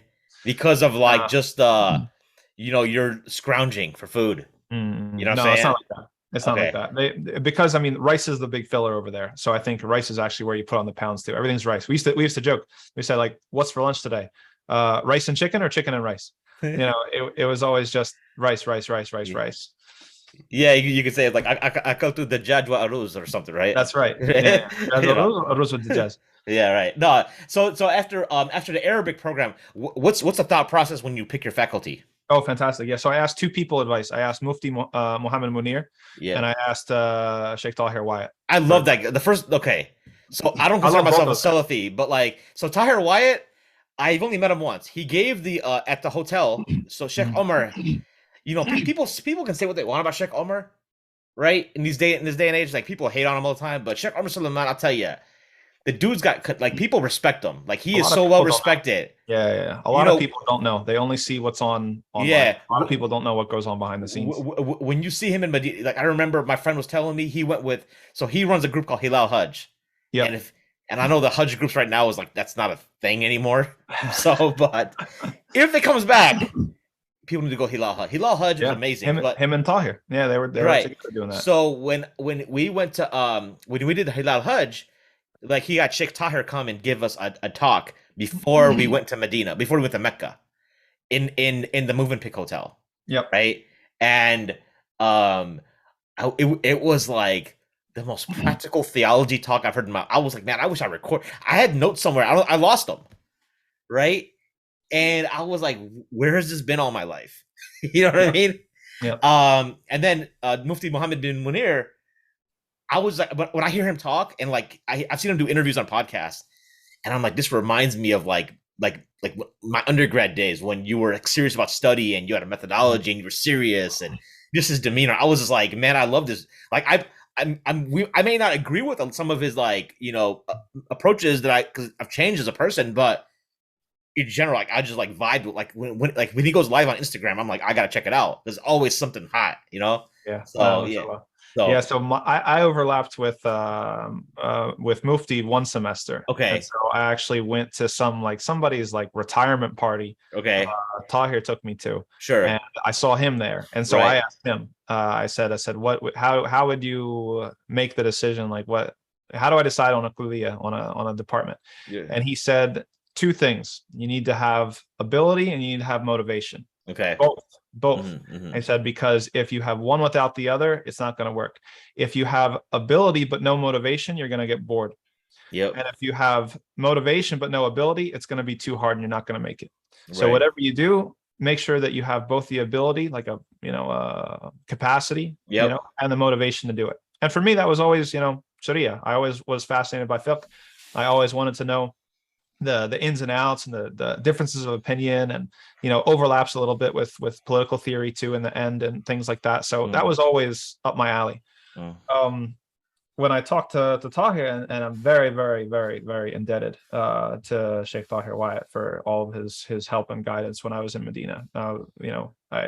He was always looking out for us Yep. as the American students, and he was the first person. You talk about indoctrination. We didn't have any of that, alhamdulillah. But Sheikh Tahir actually sat us down and told us, like, okay, guys, your time here is limited. Here's how you put together a curriculum for yourself to study. It's Mm-hmm. like, because a lot of people, they'll be in Medina for 5, 7, 10 years, and they'll waste their whole time. They'll run, this sheikh is doing this lesson, and this sheikh's doing this other lesson. They'll start this book, and then they won't finish it, and they'll jump ship, and they don't have any sort of organization or process to what they're studying. Sheikh Tahir told us from the very beginning, he's like, you guys need a curriculum, whatever it is. You want to get, there's this field and this field and this field. You want to have at least one small metan memorized in each field. You want to get at least like 2 books into each field. And if you're going to specialize in one thing, you want to get 4 books in. Or like, he was the one that really drilled that into our heads, and we benefited so much from that. So I talked to him, when it came time to pick my department, and he was like, he's Kulliyat al-Hadith, he's a graduate of Kulliyat al-Hadith, and then he was in Kulliyat al-Dawah. He was working on his PhD when I was there, and I was there for his thesis defense and his final graduation. And he said, Sharia is a really good idea. That's he just kind of kept it simple, but I think he understood kind of he said that, and I don't want to misquote him, but basically what I took away from it was that it might be the most helpful to helping people with their day-to-day lives as Muslims in the West. He said, everybody's going to ask you, what do I do? Right. How do I pray? Where do I put my hands? How do I do this? Oh my God, I broke my fast, or did I break my fast? If you study fiqh, you're always going to be needed. Yep. that someone's always going to have a question. Hmm. And so he definitely, and the kind of, I think he was, I assume Hmm. from my experience now, that he was privy to the kind of differences of approaches between Kulliyat al-Hadith and Kulliyat al-Sharia. And Hmm. so I was not the only person that he encouraged to go into the Kulliyat Sharia. I think probably because of those concerns as well. Yeah. I think if I recall hearing from, because he was there for like 20 years, right? Mm-hmm. You know, Yep. and being from Philadelphia, um, that coming from that culture of Philly, those Medina guys. I've heard that like the way I heard was like in general, like he early on he was kind of like he had to break through that phase Mm-hmm. of that because because you go you're just a guy from Philly and then you go Yep. there to Medina and you're plugged into the system, especially this College of Hadith, right? Right. So and then at some point he's like realizes like sees things for what it is, and then is like all right, because I remember when in my day, because I remember seeing when the Salafi forums would say that we don't take from Tahir Wyatt anymore. Right. Right. Right. Kind Yeah. of thing. So I'm like, all right. So you kind of Off the yeah, manhaj. yeah, Yeah. off the manhaj kind I'm of tipping stuff. my cards here. I'm tipping my cards, Right, right, right, for sure. But so you start like the faculty, and so when you apply, is it like you 'cause so in America when you apply, like in my engineering school, Hmm. if I wanted to apply, I'm a mechanical engineer by degree. Right. Right. When I apply for mechanical engineering, it depends on for example, there's like a GPA cutoff Mm. that's dependent on how many students, the supply and demand, for how many Right. people want to go for Right. that. And there's some like there's like majors like food engineering or aero. It's hard, it's super hard, but there's no GPA cutoff because no one applies. Oh, okay. I see. So No, it wasn't like that for the BA. For the okay, masters, it's like that. For the okay, masters, they do a similar thing. Even, and it's frustrating actually, because sometimes you'll apply and take the test and do everything, and right. then later they'll say, okay, we didn't take anybody this year, because they have enough students or whatever. They don't want to expand, so they kind of Mm, waste your time like that. But with the BA, no, the BA, when you get to the end of the Arabic program, mm, they give you a choice, and you have to have a certain GPA. There's a certain, I forget what it is. There's a certain GPA that enables you to pass on to yeah. any of the colleges, and then there's a certain GPA that is passing that will get you like your diploma from the Arabic program, but then you're going home. And then below that, there's failing, right? So it's kind of tiered into three tiers like that. Oh, so there's a certain GPA that they're like, all right, you get a diploma, but you're not good enough to go to the faculty. Yeah. So I bye. believe it's like 60 to like, yeah, I think it's like 80 and above, and you get to go onto the BA. It's like between 60 and 80, and it's like we'll give you your diploma, but you're going home. And then below that, and you failed out. And Th- they only let you fail twice now. I don't know. It used to be when I got things, so many things changed from the time when I was there. When I got there, yeah. failing was something that people would do all the time, and do on purpose, even just to spend longer in in Medina. And then they changed all the rules, like, so they stopped that practice, and they made it so that they would send people home after a certain amount of times. um Okay. yeah. So now these days, do you know if it's like so but it's unlikely you get a third year of Arabic just to like try to get figured out. No, No, yeah, I would 2 years say you're capped. that's unlikely. Yeah. You're kind of capped in that sense. Okay. Yeah. What about somebody who placed into a second year? Hmm. But then at the end of their second year, like let's say you think you had the prerequisite knowledge, you placed in well, you got in, you're in second year or something, and then Yeah. you didn't do as hot. Do they give you a little break, or are you kind of like screwed? Like I said, I mean, everything is about who you know. Nice. Right. So if you get a yes from anybody, then Yeah. you get it. And if you Right. don't, then sorry, Right. Right. Right. they're I not that got you. organized. They're not that organized. There's Yeah.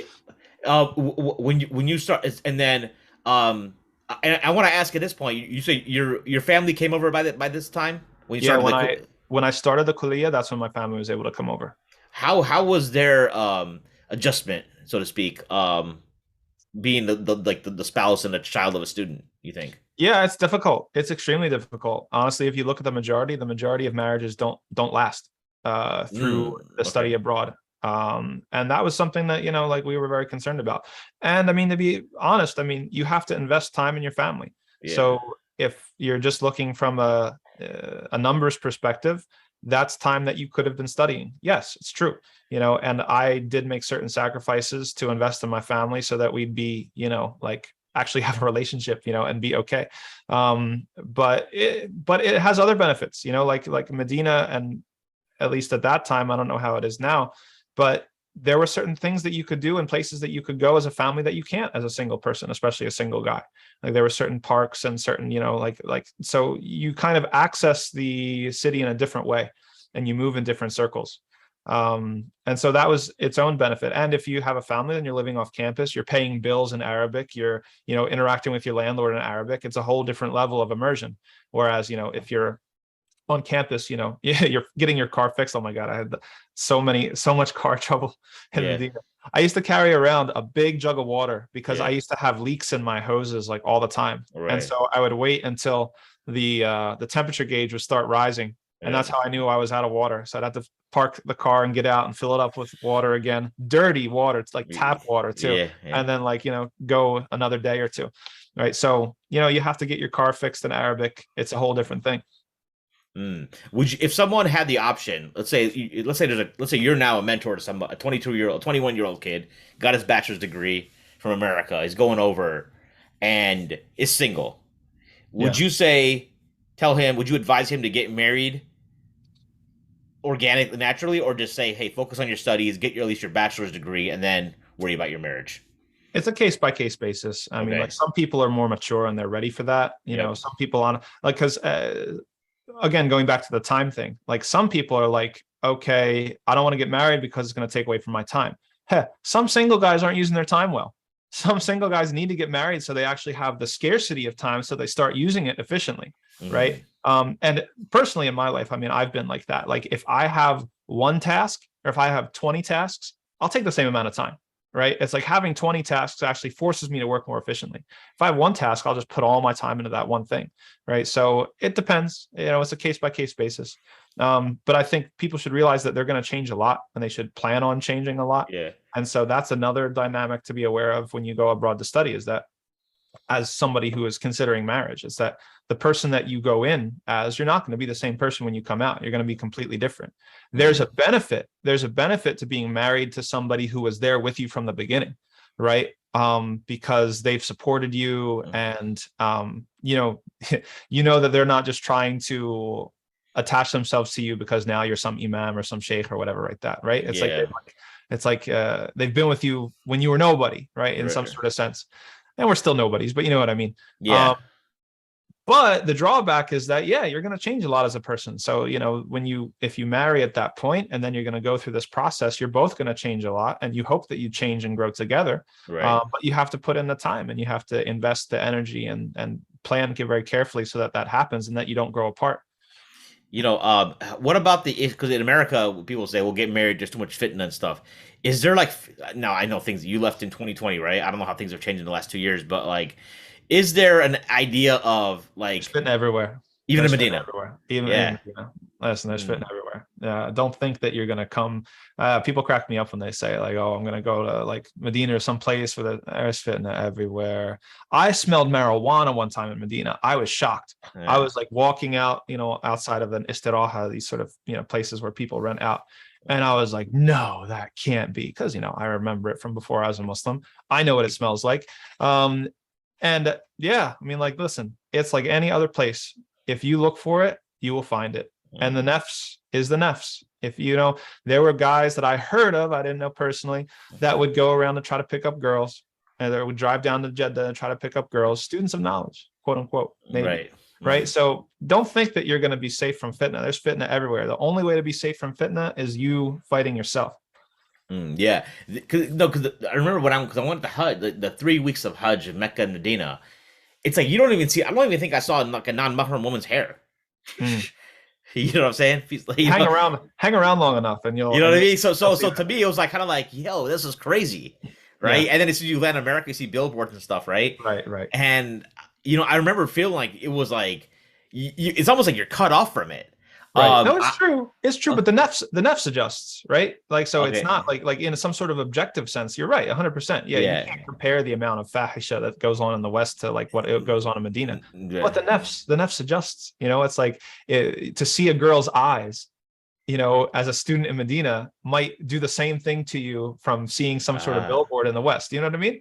Like, so yeah, so what's the so subjective experience? I don't know. It's hard to compare. that explains that's the whole narration of Imam Shafi and his teacher, right? We saw the woman's ankle, Right. you Yes. know, Yeah, exactly. because people see Exactly. that tonight like ankle, like what, like but Yeah, it's like what kind of sickos are getting off on some girl's ankle? It's like, well, you gotta the nefs is the nefs, and if you don't actually do war with it, then it doesn't matter. People misunderstand desire, and this is the whole thing that we get into with things like with homosexuality and then other sorts of yep, sexual expression. There is no boundary to desire. right, There is no boundary to it. yep. If you keep on satisfying it, it's going to keep on pushing the envelope further and further and further and further. Like there's no end. But by the way, before we ask the next question, how are you doing for time? I'm cool. You're good, okay, yeah, because I know Yeah, we're good. okay, cool. Were there any like other than like you mentioned Mufti Munir and Dr. Tahir Wyatt? Yeah. Were there like so many of us who do not who never studied, but we're familiar with like the major mashayikh in Yeah. Medina, like Sheikh Abdul Mohsen Abad, Yep. his son, Sheikh Yep. Abdul Razak, Sheikh Muhammad Mukhtar Shankiti passed away. No, He's not, alive. not No, he's alive. Okay, he's alive. That yeah, was yeah. somebody else then. Okay. His Uh, Sheikh Abdullah's brother passed away. He was the Usuli. He passed okay. away. Okay. So you hear about like and then the scholars and you probably read Sheikh Saleh Al Fawzan. You mentioned earlier Sheikh Saleh Al Fawzan. Now he's in Riyadh, Yeah, right? I saw him twice while I was over there. Yeah. He come to He Medina. visited he visited Medina a Okay. couple times. Okay. Were there any certain mashayikh that you felt like you really connected with or that you because the one thing the Salafis would always talk about is that like when they would say that we connect people to the ulama, and then Right. these graduates, like they're talking about the YQs and these folks, Al Maghrib guys, they disconnect, Put they themselves disconnect up. you. Yeah, Yeah, exactly. yeah. Definitely. I mean, it's no secret to anybody who follows my channel. Sheikh Abdullah Shankiti is the biggest influence on me, and I had the closest relationship to him. So he Mm-hmm. taught Tafseer Mm-hmm. 4 days a week in the Mm-hmm. Haram. Mm-hmm. And he also was a professor in the Kulliyat al-Quran. Would teach Tafsir there. And yeah, he had by far the largest influence on me. And Hasib knows him very well too. And then a Yeah, lot of the guys, the Medina crew, yeah, he's well known. Um, his lessons were just completely different from everybody's lessons. Like his halakha was like the one halakha where you had everybody there. You had workers, you had students, you had old people, you had young people. And he managed to be able to have something for everybody, right? Like people would walk by his lessons and not know what this lesson is about. mm, Because it's tafsir. Tafsir is the peg, but he goes to politics, then he's going to poetry, then he's just like left and right and center. And the most influential and impactful thing for me was his character and his focus on purifying the self and purifying the soul. And that was, the lessons in the university, they mostly lacked that. They were mm, a little bit dry, and they were, they're not quite traditional in that way where they prioritized tazkiyah and these sorts of things. And so I specifically was looking for that. I could have done other lessons, at that time, but I really, really wanted something that was going to hit my nefs and give me reminders for how to. So he always was, So peppering us with these sorts of you're reminders. saying he's the one that just passed away though?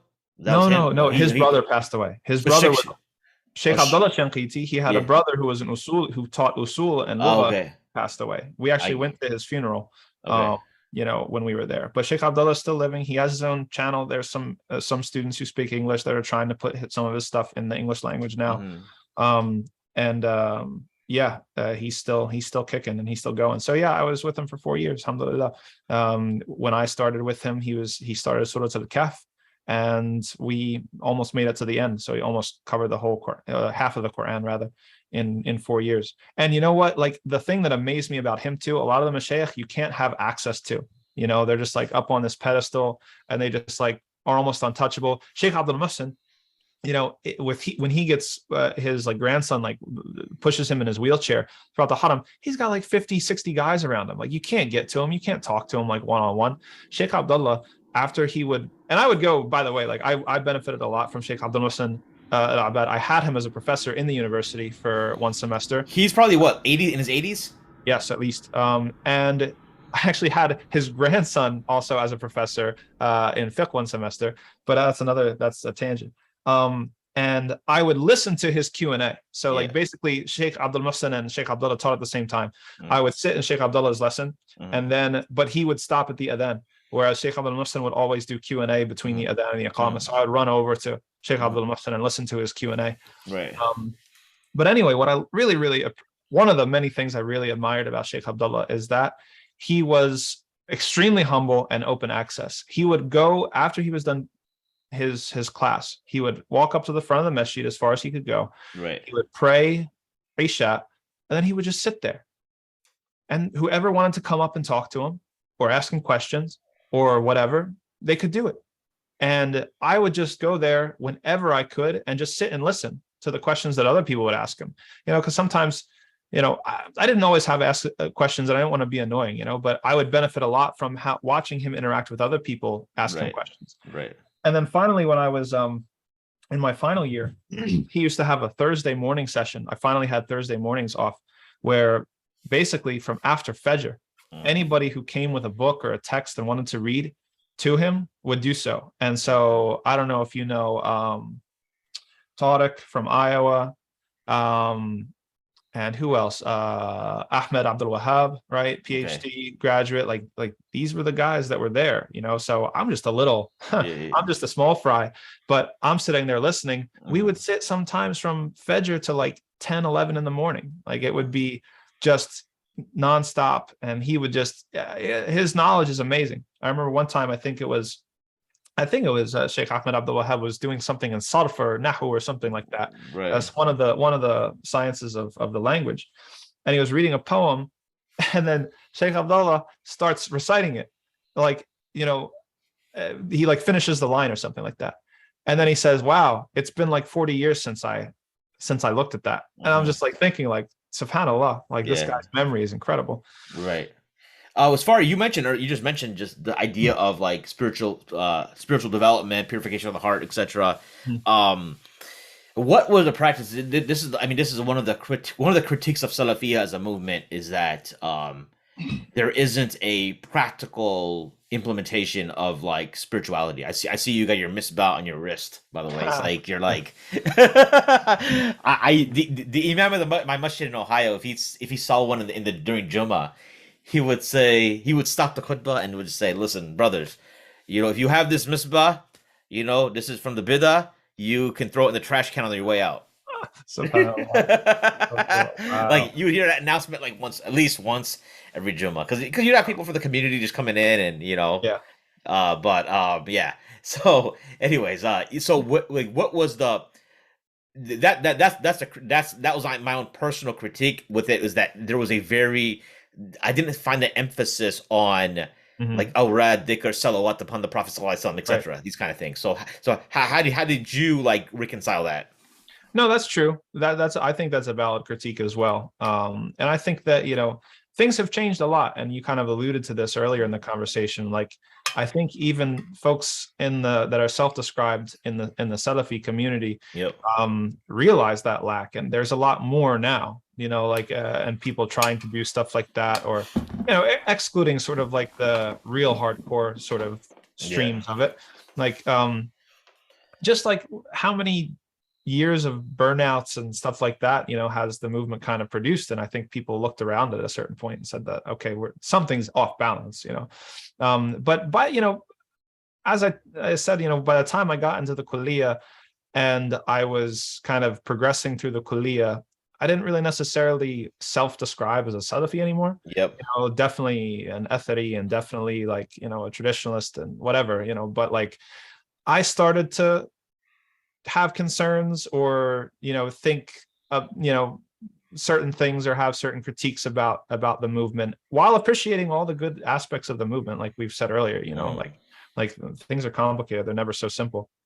But so it wasn't really like I guess I got involved with Sheikh Abdullah just from realizing within my own self that I needed that. And then it kind of just fit into this larger picture of me just trying to grow and develop as a person who's trying to study and understand what is Islam and what is the Islamic scholarly tradition and what's my kind of position in the world, you know. But it wasn't necessarily something to necessarily reconcile per se. Yeah. I mean, he sounded like he was like your murabbi figure, right? Pretty much. Essentially, you know, and I think that's where this whole idea of like tasawwuf. So the problem with now this idea of tasawwuf is, in a traditional sense, is like you have the sheikh who you give bay'ah to, and it's part of tariqah, and he gives you the word and all that stuff. One of the challenges, though, that I think I see is that like some people, even like people who or they call themselves practitioners of it, are so disconnected from their teacher or their sheikh, Right. because the people have this, especially in America, we have this like tendency. We want the celebrity. We want to have someone that's known. We don't want the average Joe kind of thing, and we don't have access to sometimes somebody who's like, you know, like there's people I know, they have their bay'ah is to like, if their bay'ah is to like Habib Omar. I mean, bro, you live in Ohio. Right. You know what I'm saying? Kind of defeats the purpose, right? You know what I'm saying? It's like how is like, yeah, okay, you know, he's in Yemen, And right? you know How often are you gonna see him? And you know what? That's a valid critique of some of the excesses of the Sufi mainstream Sufi movement as well. That I think, and like, listen, like I want everybody to know, anybody who's watching this, like I'm an academic. Yeah. I'm not able to. I don't follow a party line. Okay, it's like I'm not somebody who is just gonna say what everybody else expects me to say or try to put me in a box. So if I see something that doesn't make sense, I'm gonna point it out until it makes sense. Yeah. You know, and that can be from a group that I support 90% or a group that I support 40% or 20%, right? It's like, and when it comes to this, like there's something really important about localism in the Sharia and localism in Tazkiyah and having that daily familiarity with, you know, if we're going to say that a faqih who is in an area, if there's two faqihs, right? And we need a fatwa, and one of them is local and one of them is half a world away, the one who's local gets priority, then wouldn't it be the same for a murabbi? Right. Wouldn't it be the same for someone who you can go to every day, who knows your name? Yeah. You know, who knows like your family situation? Like that's the whole point. Right. So you're right. I mean, like, and the same thing happens on the Salafi side with certain sheikhs and stuff. There, a lot of people sleep on the mid-level mashayikh, right? The people who are like, I had, man, one of my best professors in the university was a Tafseer professor from Jordan. His name was Muthanna Abdul Fattah. Absolutely incredible. This guy had put together his own slides from Ibn Ashur and Ibn Kathir. Like he was producing his own stuff. He's won awards for his research. Right. He was absolutely amazing. Every single time in his class was just like blowing our minds. Right. And he's not like he's in his like 40s. He's not like you know, a big scholar. You know, he doesn't have a huge following. You know, I even asked him one time, it's like, listen, Sheikh, I would like to benefit from you more. Can like we do like something like on the side or private or like whatever? He's like, listen, it's like I don't really, I'm embarrassed to do that. Like I'm nobody or whatever. But those sorts of guys, like you can sometimes have a better experience, especially with tazkiyah. But even with ilm, the ability to sit in some sheikh's halaqah and ask a question and have it answered. If I'm in Abdul Muhsin's halaqah, like there's like 300 people there. You know what I mean? It's like I could write in a question. It's probably not going to be gotten to. He's not going to know my siyaq, my situation. You know what I mean? It's like, so that's like a paradigm for authority, you know, in general, both for Sufis and Salafis. I really believe that localism does make sense when it's possible. There is a my approach. The pandemic did a number on this, but like it's a great thing to be in Chicago, right? As a city, as far as like having access to people. So there's classes that happen at like, so for example, we have institutes like Darul Qasim, for example. They have Zoom, but I'm like, okay, I can listen, I can log in Zoom at 11 a.m. on a Sunday. There's no class today, by the way. So, because there's like post-Eid break, but there's like Tafseer at 11 o'clock. Or I can do a 35-minute drive there. And it's worth the 35-minute drive. Yeah. There's no point. To me, it's like, why would I do Zoom?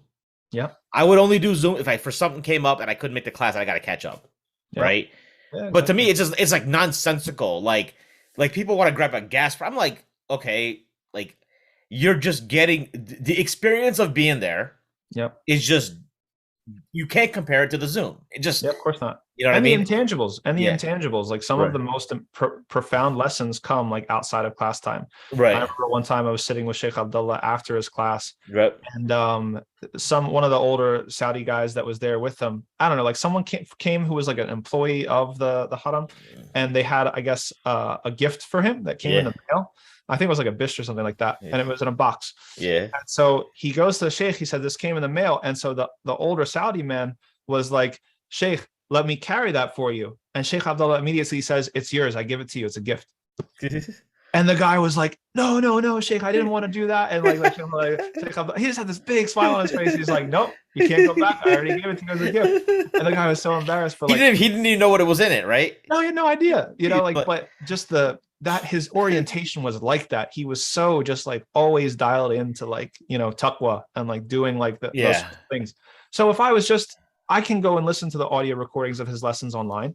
Right. They have it on the Haramain website, but I would never have benefited that sort of thing. I would have never seen how he interacts with people, how people, like those are the intangibles that are really Exactly. important. There is a one I've in my, I'm 40 years old, by the way, so it's like when you observe like people and you see, it's been fortunate to see. You're talking before, sometimes you see people when they're kids and you say they go to seminary somewhere and they graduate. um I always bring up the example of my friend Umer Hasib, who went to Caroline, because I met him when he was 16 or 17 years old for the first time, and now he's 29. And I saw the transition, and when I picked his brain about it, it was like he actually lived with his sheikh. You Yeah, know what I'm saying? And I was that's a like, beautiful thing that how do you happens in take West a Africa. right? Yeah. How do you take a suburban Desi kid from Chicago who just into like basketball, working out, and like girls to like to like be and I was like, it's almost like we talked about the 10-year gap. Yeah. Like he goes to Morocco, and when I asked him, and it was like, what happened? Is like, well, he lived with an African sheikh that was like over 100 years old. SubhanAllah. You know what I'm saying? And I was like, he was telling me the stories, like, yeah, because he kept me in check. He made sure I wasn't hanging out with the other students. He was like very strict about that kind of stuff, and it's the stuff you read about in the books, right? And Yeah. and even in Chicago, you have people, you have like brothers who are like executives at like big corporations, but they're also very successful. Like when you look at they'll lead 20 rak'ah of Taraweeh, Mhm. and it's like 1 in the morning, and then they're going to work, and they're running Yeah. they're like directors and VPs, and they have their Murabbi figures in Chicago, Mhm. right? And you see, and I know what kind of program they put them through, like from a Mhm. spiritual point of view. But again, it's locality. I think it's like someone that can check you, because if it's someone who isn't gonna be, if you have like if you have thousands of Marines all over the world, No. even if your guy is local, I think like how much are you really getting? Yeah. Unless you have some special you're in the inner circle or something, right? Mhm. And I think that's where it comes out. So now as you're you do your 4 years. And I didn't ask you this. Did you have a plan of exit, like once you were leaving, like I want to come back and do this, or just like, hey, I just want to study Islam, and based upon John Starling's advice?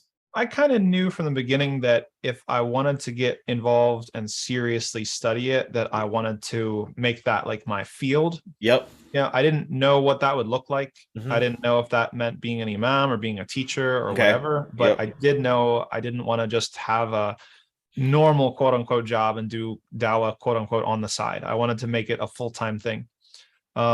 So that's as far as I knew. And then actually I had plans, but circumstances intervened, the law intervened, because I wanted to, because my previous degree is in political theory. So my big dream was always to unite the two Bahrain, right? I was like gonna go Siyasa Sharia was gonna Hmm. be my master's. I was Right. gonna do, do the fiqh, have the political theory, boom, let's put them together. Let's talk about Islamic political theory. That's For like my sure. big passion, right? And so I was getting ready for the master's exam, and three things happened that basically made it impossible. Like, first of all, they changed the rules, which they do. They said that if you were over 30 years old, Hijri, I'm 33 now. If Hmm. you're over 30 years old, Hijri, you are automatically disqualified from applying to a master's program. Hmm. And actually, a friend of mine and an elder classman, an upperclassman, Arsalan Haq, who's in Texas, also a graduate from Islamic University of Madinah. He was the part of the first cohort of people to be oppressed by this new Yeah. rule, Sure. because that he was such a good student, mashallah, Yeah. and he GPA flawless, and like very respectful, and just because he was over the age by whatever, he was Right. prevented from doing it.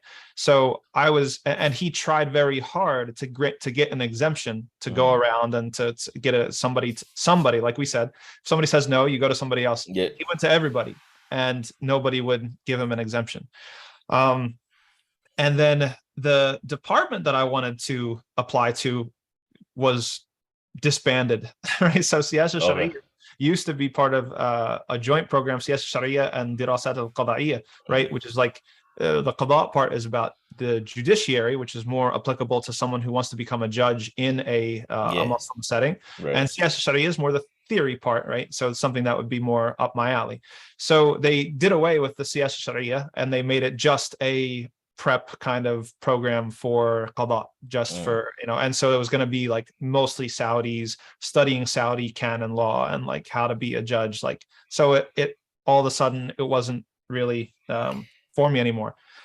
And then the last nail in the coffin was COVID. Yeah.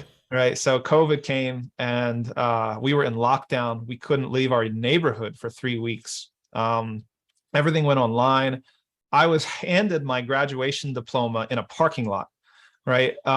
So everything changed. I used to make money on my source of income was I would teach English as I needed to, but I would do I was a murshid for Hajj and Umrah. That was most of, with all those guys, Hasib and right. That was my main source of income. And so now international flights have stopped. Income has dried up.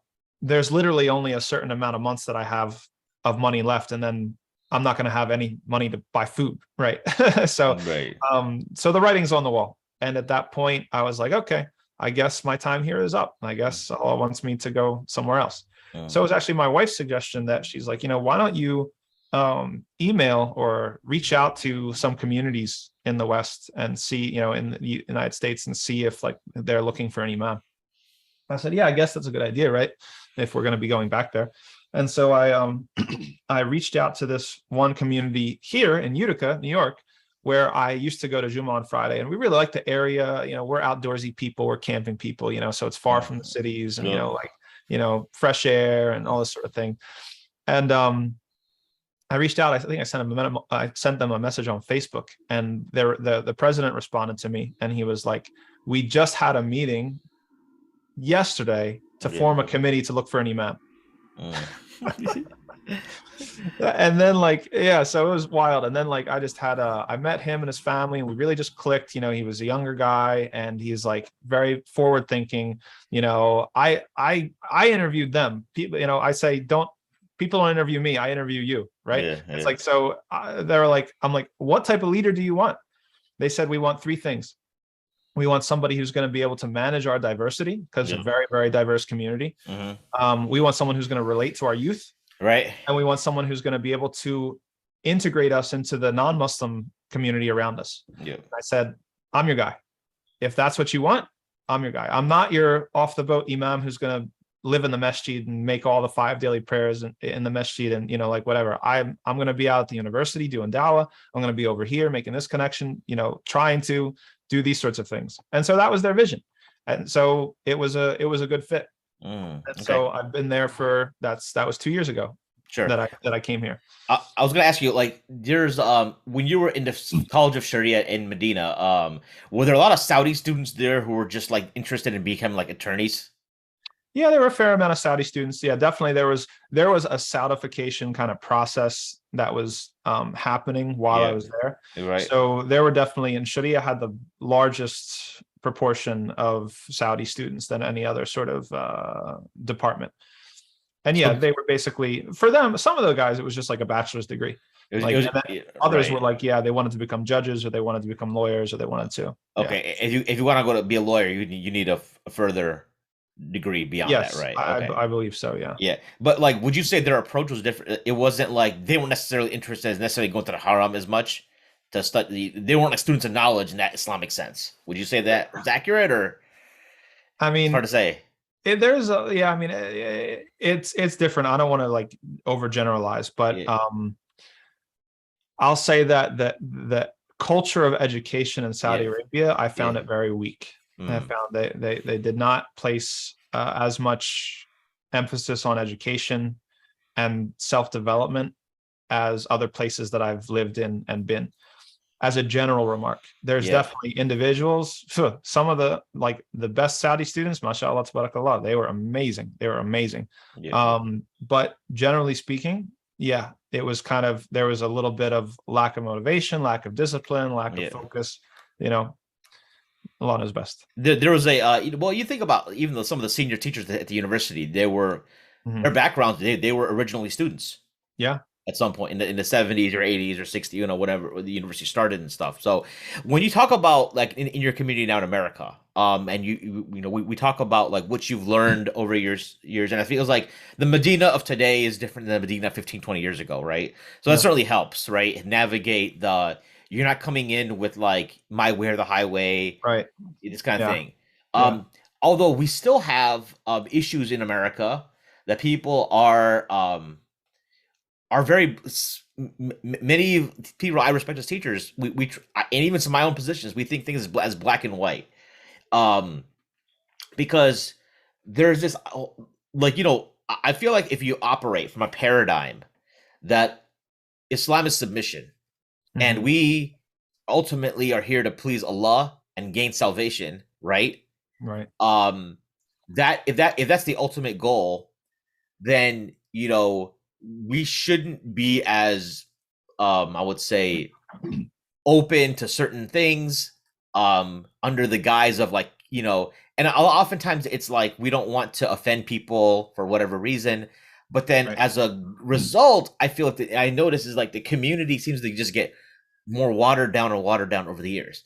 I'll give you an example. I don't know what your take on this issue is, but like I want to take in Chicago is the idea of halal meat is very important, Mm-hmm. right? Because of there's a legal aspect of it as well, but also like there's this whole idea, the spiritual thing of eating halal versus haram. And Hmm. when we approach this issue as an example, right? And then people who are advocating for eating like McDonald's or anywhere else, or they're like, hey, this is okay, there's a difference opinion, there's Ahlul Kitab. And then when you boil it down, it's kind of like um and so a lot of our shayuk are very hardcore about this issue, right? Hmm. And they're saying because you have to be, because if you don't, you're cutting off barakah and blessings, right? And Hmm. that has other effects that it's not like we talked about earlier, the whole barakah thing about Ramadan. It's one of these things. So how do you reconcile this issue, this thing where like people and people are arguing that a lot of these things that we want to have nuance on is that we actually don't have. I'm just giving you this example. You don't talk about meat Yeah. itself, Right. but you get what I'm saying. It's like, okay, Oh we yeah. don't have. There actually isn't nuance in this. If you actually understood the problem, the way it's being broken down, and Yeah. people are following old fatawa Hmm. on when they Hmm. looked at slaughterhouses in the 80s, Right. and these things aren't being revisited. Hmm.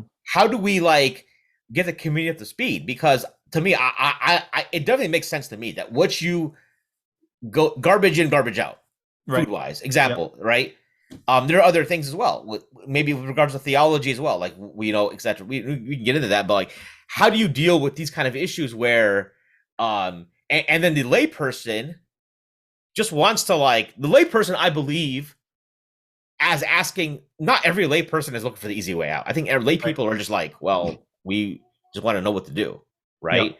Yeah. And if they get someone telling them, oh, there's, you that's fine, you can do this, right? Yeah. It's not a big deal. Yeah. And then they go to it, and then someone else tells them like some other their buddy who doesn't eat anything else is like, you can't do that. What are you doing?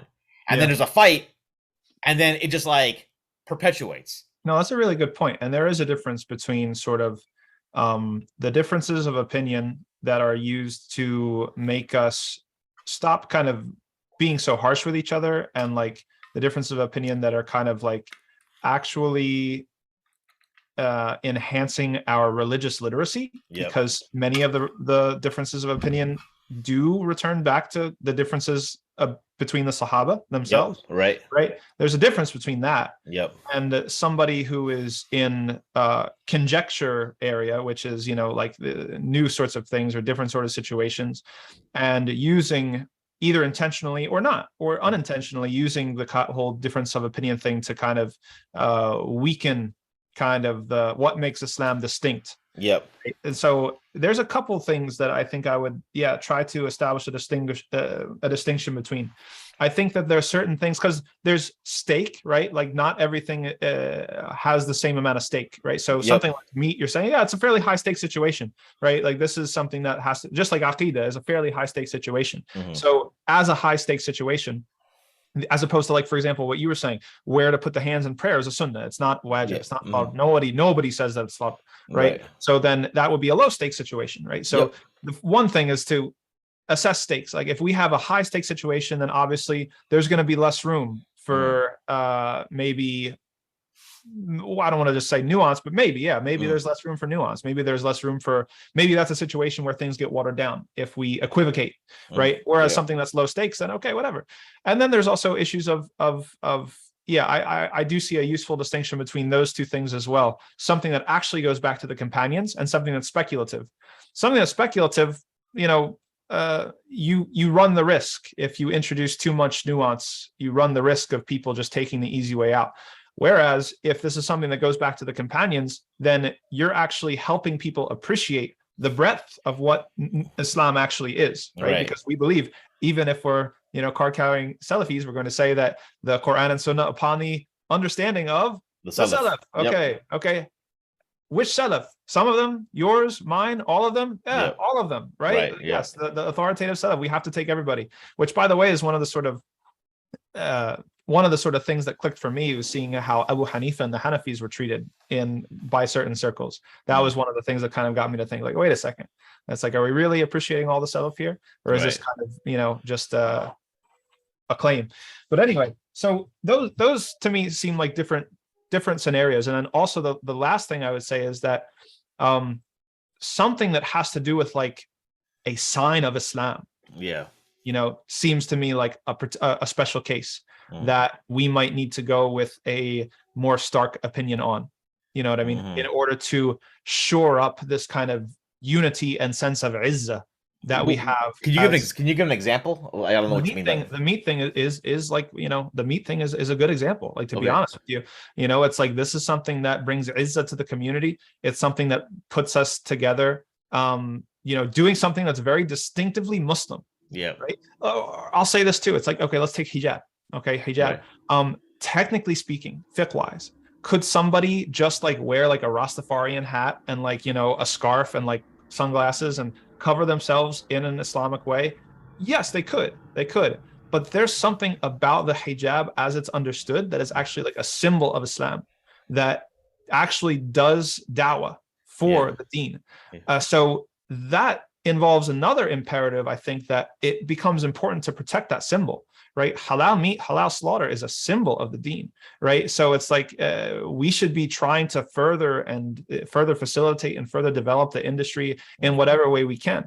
And then the last thing, I guess, that just occurred to me now is that one thing that I deal with all the time with people in fiqh is trying to stop people from relating to fiqh as doing the bare minimum and trying to get people to think of best practices, right? So it's like, I can give an occasional break to somebody who wants to get away with the bare minimum, but I better be like 90% of the time trying to preach to people to go for the best practice. Right. We can't survive as an individual believer or as a community of believers if everybody's just going to do the bare minimum.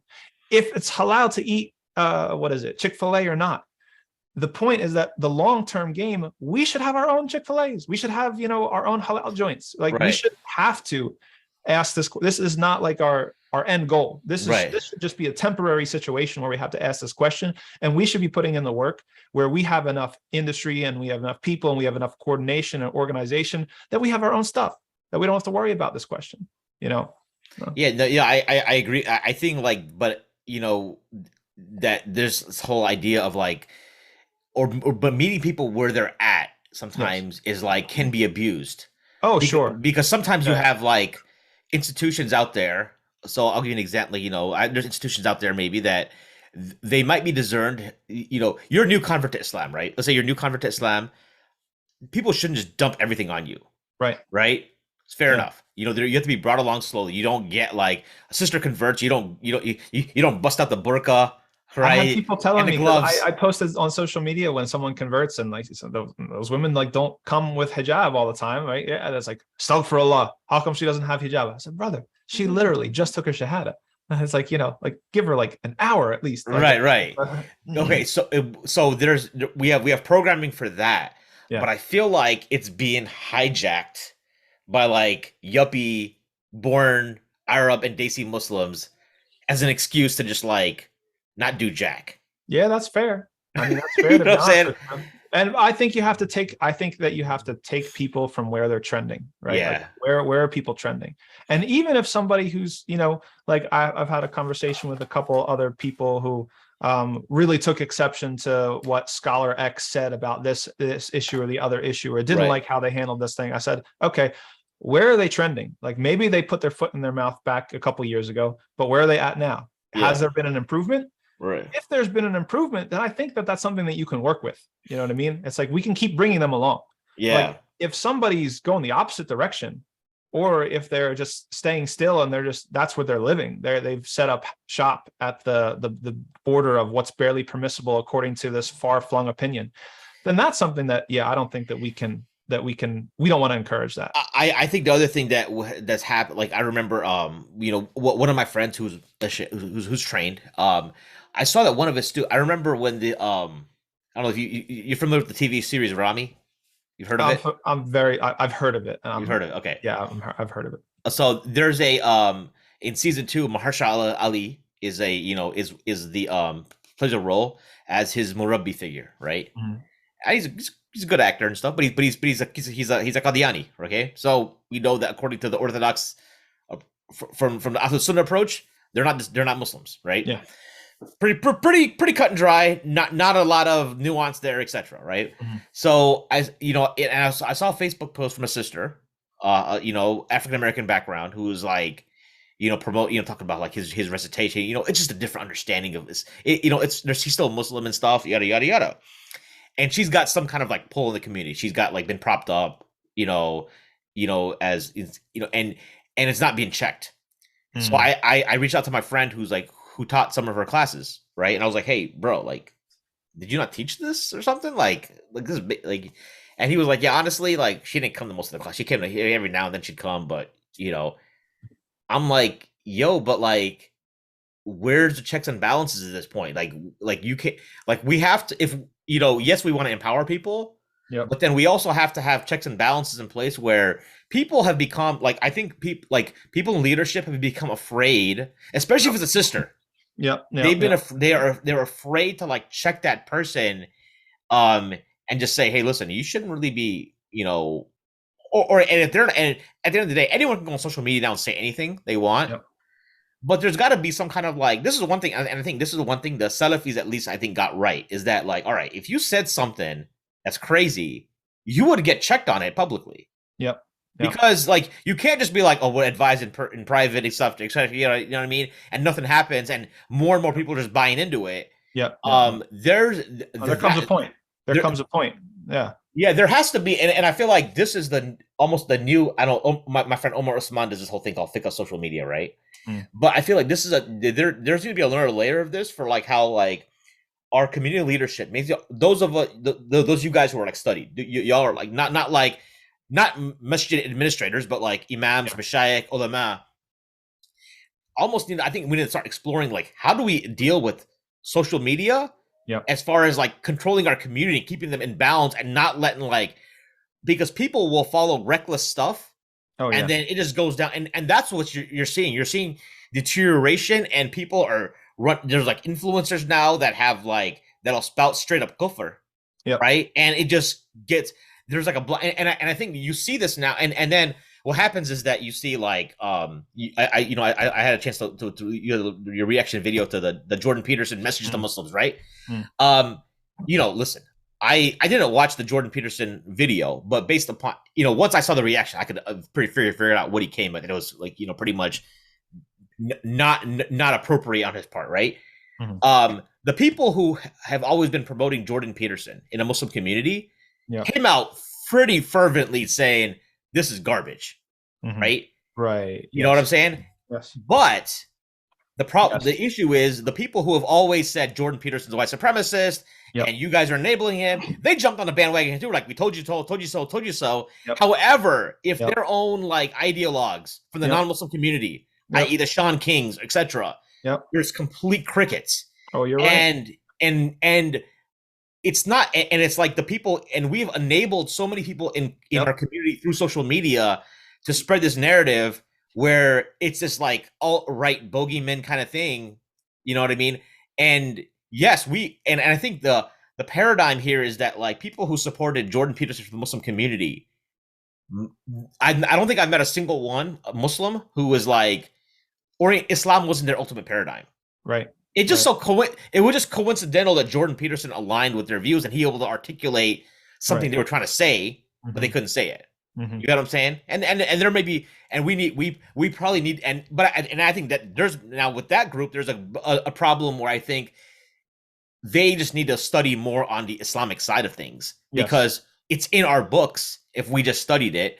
Um, you know, one of my teachers here in Chicago, Sheikh Hamza Makbul advised some one of these guys several years back. I was there where, he's a social media personality. I was like, listen, why don't you study some of these books? Because it would really help you for your own dawah, right? But I think what happens is that sometimes we have an aversion and it's like maybe these are Kalam scholars or this and that. But some of the Ash'ari texts, for example, you could really understand because sometimes when you hear like the Hamza Yusuf Jordan Peterson interview, right? Right. Many people for the first time, they're like blown away. Yeah. And I'm like, well, if you actually listen to Hamza Yusuf in the past, this is not like anything different than anything he's ever said, Mhm. right? But because there was like, oh, he's a Phobe because he's a Sufi, we Right. didn't engage with that. I'm like, Yeah. we have this part of our tradition that's there. If y'all engaged with it, we would have been on that. Yes. We wouldn't have necessarily have to go. So I'm not saying that the right leading brothers are absent of fault. They should have like gotten into and learned Mhm. their Mhm. own deen that way. Yeah. And there's a valid criticism, but the problem is like there's such an imbalance in on that spectrum that yes, we will critique if there are non-Muslims on our that we feel like are on that align with us some issues. If they Mhm. fall out of line, we will critique them, but you Mhm. will never see that Yeah. with the left leaning folks at all. And even that kind of language in general, it's unfortunate we have to use that language. Yeah. You No, know, you pointed out something really important, and I do believe that our tradition will save us. yeah, And our tradition is the only thing that will save us. right, Because if you're not coming from being grounded in our tradition, guess right, what? You're going to think that you're following Islam, but you're going to be inventing your own Islam, Mhm. whether it's right or left. Mhm. You think that because both of them do it, right? Right. The left, they what they've done is they've taken words Yep, or concepts that we also have, but they're in our tradition, but they have become empty signifiers for people to just pack in whatever meaning they want. right, Islam is for justice. Yes. Quran talks about the justice. Allah talks about justice. Yes. But how are you sure that your idea of what justice is Allah's idea of what justice is? Right. You need to hit the books and you need to check yourself to make sure that you're going to try to disqualify something that somebody says because of the color of their skin. Where does that exist in Islam? right, You're going to disqualify somebody's ability to speak about an issue because they have certain sexual reproductive organs or not. Yep. Where does that exist in Islam? Right. That's nowhere to be found. So Right. you need to speak from the tradition. Like, Yeah. if you don't, whether it's left or right, you're going to end up creating your own Islam and thinking that you're actually speaking from the tradition. In reality, you're just going to be caught in politics. You're just going to be caught in whatever's going on these days. Right. Have you thought about furthering, like getting a PhD in like in political science or political theory? I think about it all the time. Yeah. No, because I think that would be like a useful, because now you've done because I think if you did a PhD in that versus Islamic studies, yeah, you don't have to deal with the whole like the con of having your iman like affected. No, I would not. Yeah, at this point in my life, I would not go into an Islamic studies department in the West. Right. Yeah, I've considered it. Okay. Right now, yeah, I've got a lot of things going on, so Right. I don't know how I'd be able to handle it. But Yeah. yeah, I think about that quite often, actually. Okay. Well, I think we could use people like you who have the background, and I think this is something that Dr. Jonathan Brown actually talks about as well. I don't know if you had ever had a chance to meet Dr. I Brown. haven't. I'm waiting for the opportunity. I hope to have the opportunity. Okay, So yeah, he's if you he's somebody you should definitely connect with. If you ever get to DC, I'll let you, I'll like try to oh, okay. have you guys connect because it's an idea. He has a PhD in Islamic studies, right? And when Mhm. people ask, I remember one of the first conversations I had with him several years back. When people ask about this, they want to do this because they see it and they're like, oh, this looks so, because you think about it, you're like Jonathan Brown, professor at Georgetown University. It's like Mhm. it seems like a very like deep life kind of thing, right? This whole Mhm. like it sounds like it's a cool thing, and he's like, nah, just you're better off getting get it if you want to go academia and you're a Muslim, go critique Western civilization, Right. Yeah. right? No. Because Very that's much so. what you got to do. Like, get your PhD in Exactly. history or political science or philosophy, that kind of stuff, and then you can deconstruct that stuff. Because at the end of the day, a lot of it's about deconstructing, and Yes. when you start deconstructing faith, that can be if you're not careful, it can be really damaging. As we wrap up here, do you have any final thoughts? Like other than that, like, other than keep your you're new to your community. I know you're doing it seems like a great job reaching out to other communities and like kind of getting your name out there. What's next for Tom Facchine? Um, I don't know. We're gonna try to see who we can connect with. I mean, here's the thing, and I guess this is a good point to end on. Yeah, I feel like, and I hope this is not just optimism, but I feel like this summer and this calendar year, yeah, there has been a different sort of energy going on in the US Muslim scene. okay, I feel like a lot of people are connecting and collaborating and yep, willing to work with each other in a way that maybe they weren't before. I feel like people are willing to, recognize the good in others, even if they don't completely 100% align in other people's, platforms or takes or whatever. yep, And that's what we need at this point. I mean, we're our own enemy. If we have the truth, right? If we've got the tradition and the tools and everything else, all we have to do is work together, right? And you don't have to agree with everything I say or everything somebody else says in order to work together when it comes on, when it comes to a lot of things, when it right, comes to a lot of things. yep, So I am really excited to see what's possible. When we talk about Islamic schools and curriculum in Islamic schools, or what our Muslim kids are experiencing in public schools, and sex education, and all these other sorts of things, right? These are things that we've got so much work to do, and we've got so much room for collaboration and for cooperation and working together. And yeah, if anybody wants to collaborate and work together, I'm down. Just reach out to me. You can yeah. find me on social media, on YouTube or whatever, and let's work together in whatever ways we can. Yeah, well, it was a pleasure to have you on. I mean, we were scheduled for 2 hours. We had 2.5. We nerded out a little bit. You know, I always appreciate having brothers like you who like went overseas because it was something that it was a dream of mine when I was younger, in Hmm. my early 20s. Never made it happen, but it's always nice to like kind of live vicariously through experiences. Yeah. Anytime you want to live vicariously through me, you're Mhm. welcome to. So and if you're ever in Chicago, definitely come through. Yeah, yeah. Listeners out there, you can if you have any questions or comments, email me at info@sultansandsneakers.com. If you have any guest suggestions, or any other recommendations, questions, I'm also on social media, Sultans and Sneakers, SULTANS and SNKRS on Twitter, Sultans and Sneakers spelled out on Instagram and Facebook. And if you want to support the channel, you can do so at patreon.com/Sultans and Sneakers. For my special guest, Imam Tom Facchine, I'm your host, Maheen the Podcaster, signing off.